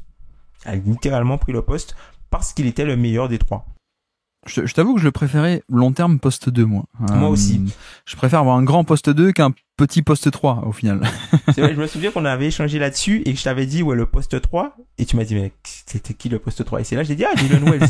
Effectivement, parce que tu le voyais comme un poste 2. Et je pense que c'est ça aussi, que le front office a dû se dire, c'est que vu la difficulté qu'il y a aujourd'hui de récupérer un poste 3, on rappelle que Memphis a tenté 4 pics pour Mikal Bridges, 3 pics pour Giannunobi, et voilà. Ils ont tenté, enfin, selon ce qui est sorti, ils auraient tenté ça. Et ils ont toujours été refusés, donc c'était difficile. C'est ce qui manquait à l'équipe actuelle. Et là, ce qu'ils ont dû se dire, c'est qu'on est trop petit. Donc, on met un grand poste 2, entre guillemets, aux côtés de Ja Morant dans la personne de Jalen Wells, qui est capable de gérer le point d'attaque. Et après, on peut voir qu'est-ce qu'on peut avoir d'un point de vue poste 4, poste 3, avec tous les types de profils, entre guillemets, qui ont été draftés avec, justement, le rookie Coward et potentiellement le joueur de 3e année, J.J. Jackson. Ouais. Et encore une fois, un Wells, qui sort de Washington State, qui est pas non plus une grosse fac, Washington State pour le coup, et avant ça il sortait aussi de Sonoma State University, donc un parcours NCAA où d'abord il fait une 2e division, puis il monte en première, qui est pas une grosse fac, Washington State, qui est d'ailleurs la fac de Klay Thompson, et voilà, c'est pas un énorme programme. Voilà, tu vois, moi ça sent le Jackson Hoy à plein nez, encore une fois, l'ancien scout de The Stepien et directeur du scouting désormais, le jeune Jackson Hoy qui a trouvé Ja Morant en 2e division. Et je dis ça aussi pourquoi, parce que j'ai vu que Memphis a drafté, c'est Coward son nom? C'est des Coward, c'est des Coward. Voilà, ça aussi, ça sent le Jackson Hoy à plein nez, pour le coup, mais voilà. Ils sont en train de regarder toute l'année la division 2, division 3 de NCAA. Ils trouvent des talents. Non, mais je dis ça parce qu'il a encore 21 ans, 21 ans à peine, Wells. Donc, c'est pas un mec qui a genre fait 5 ans de NCAA en 2e division, etc. Donc ouais, le point de bascule, le shoot. Si on a un shoot, ce serait bien. D'ailleurs, j'ai bien aimé aussi son drive. Il fait des drives un peu à l'ancienne, tu sais. Le pas avec le pas à retardement là. Ouais, c'est ça, ouais. Il s'arrête, il fait un double pas, mais il s'arrête après le premier, il laisse passer. Exactement. C'est un peu particulier. J'ai pas non plus de stats sur Williams et sur Jackson. On en a parlé beaucoup l'an passé, mais il y a eu un peu moins d'opportunités cette année. Moi, j'en ai une, c'est 950, c'est le nombre de minutes cumulées pour les deux. Ouais, voilà, c'est ça. Voilà. Donc c'est une saison qui a été ternie par les blessures sur la première partie de saison pour ces deux joueurs-là qui étaient un peu les espoirs de l'équipe, puisque ce sont les deux joueurs qui se sont révélés durant la saison de tanking et espoirs qui ont été douchés très tôt puisque alors il y a eu des blessures durant l'année, mais quand les joueurs sont revenus du côté de J.J. Jackson, c'est quelqu'un qui déjà l'an dernier, on voyait qu'il y avait un problème, il y avait un petit parallèle avec Brandon Miller justement sur le fait que c'est quelqu'un qui faisait jamais de passes. Mais vraiment, j'admets pas avec, tu vois, Brandon Miller, les Cam Whitmore, des gars comme ça, des gars qui ne font pas de passe. Et il y avait aussi, du côté de Vince Williams. La problématique, c'est que lui, ils avaient essayé de le transformer un peu en un ball handler, et c'est un joueur qui, comme il a de longs bras par rapport à sa taille, c'est un joueur plutôt puissant, qui arrivait justement à créer cette fameuse séparation en avançant, en rentrant dans le joueur, et ensuite avec une bonne capacité de passe et un bon 3 points, notamment à 45 degrés. Quelque chose qui n'a pas été vu cette saison, parce que c'est quelqu'un qui a eu pas mal de problèmes justement au niveau de son premier pas. Il a fait une interview en fin de saison où il disait qu'il avait justement eu beaucoup de mal à retrouver son premier pas à cause de problèmes à la voûte plantaire durant la saison. Donc c'est quelque chose ce sont des choses qui l'ont embêté. Il a jamais pu transposer son jeu comme il avait pu jouer la saison d'avant. Donc on espère les voir. Après, ce sont des joueurs qui ont perdu en importance dans la rotation, vu que Memphis, entre guillemets, en se séparant de Desmond Bane, a fait le choix de la profondeur plutôt que d'être top heavy. Donc ce sont des joueurs qui ont perdu en importance dans le succès de l'équipe. Oui, et puis voilà, une année tanking, c'est pas pareil qu'une année compétitive, hein, forcément. Donc ça me surprend pas qu'il joue un peu moins. Jackson est encore très jeune. JJ Jackson, très jeune, encore 20 ans à peine, 2 ans NBA, mais 20 ans. C'était un des plus jeunes l'an passé, que j'aime bien, mais j'avoue que l'an dernier, il y a peut-être un peu d'enflammation sur le potentiel offensif. J'aime assez bien, et la défense aussi très long, très grand, pour plutôt on-ball. Vince Williams, je préfère moi sa défense off-ball, j'avoue, le côté protection de panier et le défenseur connecteur sympathique, mais déjà à 24-25 ans, mais ça peut faire totalement un genre de rotation très cool, hein, je trouve, à terme, voire même dès l'an prochain. Donc voilà. Et puis le dernier, c'est Scottie Pippen Jr. qui s'est révélé, qui avait déjà montré 2-3 flashs aux Lakers l'an passé, et qui en fait est devenu un vrai joueur NBA à Memphis, hein, avec je vais pas dire il remplace c'est pas qu'il remplace non plus Ty Jones pour le coup, mais ce côté meneur backup, plus que meneur backup, quoi, meneur un peu 1,5, j'ai envie de dire, qui parfois joue avec Ja Morant. C'est exactement ça, ouais. Exactement ça. Et même défensivement, c'est très cool, hein, Scottie Pippen. Bon, Junior, on n'est pas surpris, c'est le fils d'eux, mais mais c'est cool défensivement aussi, quoi. Mais voilà, je pense qu'on a à peu près fait le tour, à moins que tu veux parler de Kennard, qui encore une fois fait 43% à 3 points. La classique, mais qui shoot pas assez. La classique, rien. La classique du Kennard, mais qui shoot pas assez. Moi, j'aimerais bien juste placer un petit mot pour... on en a beaucoup parlé dans ce podcast, on a beaucoup mentionné, mais Brandon Clark, il y avait des questions justement au sujet de sa santé, hein. On sait que c'est un joueur qui est, pour moi, hein, qui était le 4e joueur le plus important d'assez loin dans le projet Memphis, et qui est de retour à ses standards, hein, 1,3 points par tir tenté, donc qui reste dans ses standards. On a le retour du flotteur, le retour de l'explosivité du dunk, on a le retour d'un des meilleurs rollmen de la NBA. Il n'y a pas de passing, mais voilà, on a retrouvé le Brandon Clark d'il y a quelques saisons, et malheureusement, hein, pas de playoff pour lui encore une fois. Et effectivement, Memphis n'a gagné qu'une seule série de playoffs. Memphis n'a gagné aucune série de playoffs sans Brandon Clark. Ah ouais, c'était quoi? C'était laquelle? C'était 2022, c'est ça? Ouais, là, c'est la seule qui ont gagné contre Minnesota. Et demande aux fans des... Mais d'ailleurs, c'est ce qui s'est passé avec Brandon Clark qui précipite aussi le move, à mon sens, hein, qui précipite le move Rudy Gobert. Parce qu'ils se sont fait trop démonter sur le rebond. Donc Clark, qui est déjà un peu plus vieux aussi, hein, il se fait drafter plus vieux. Clark, il a déjà 28 ans. Ouais. Qui est très cool, mais il y a aussi la question de comment est-ce qu'on fait marcher tout ça en termes de rotation intérieure, quoi. L'an passé, il y a, tu vois, même Jay Huff qui émerge un peu en tant que vrai joueur NBA, mais qui avait pas trop la place, quoi. Même lui a pas eu trop de la place à terme quand tout le monde était là. Tu vois, c'était déjà le cas avec Tillman, hein. Oui, c'est vrai. Exactement, qui a été échangé parce qu'il y avait plus assez de place. D'ailleurs, Bagley est passé chez vous, mais il est retourné à Washington, d'ailleurs, je crois, signer un contrat. Voilà, joli move financier, Bagley, merci pour le cap space, on va dire ça comme ça. Lamar Stevens, quelques matchs. D'ailleurs, c'est marrant parce que Stevens est parti au Paris Basketball, je crois, l'ancien club de Issao, il me semble, hein, qu'il est parti à Paris. Bon, Conchar, c'est cool aussi, mais pas toujours trop là. Toujours un monstre au rebond.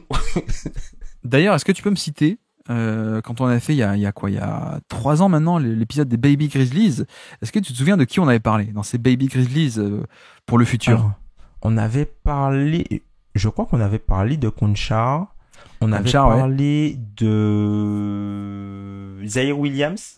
Tout à fait. T'avais dit que moi, il me rappelait beaucoup Corey Brewer.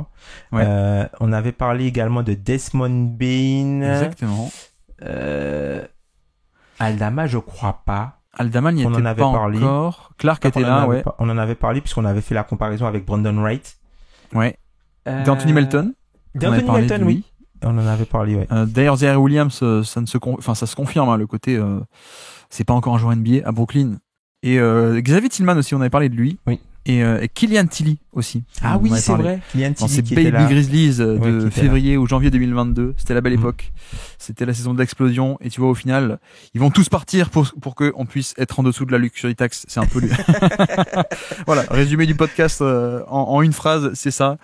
Je pense qu'on peut s'arrêter là. On a parlé de tout le monde. En tout cas, je te remercie beaucoup, Tom, d'être repassé sur le Basket Lab pour parler de Memphis.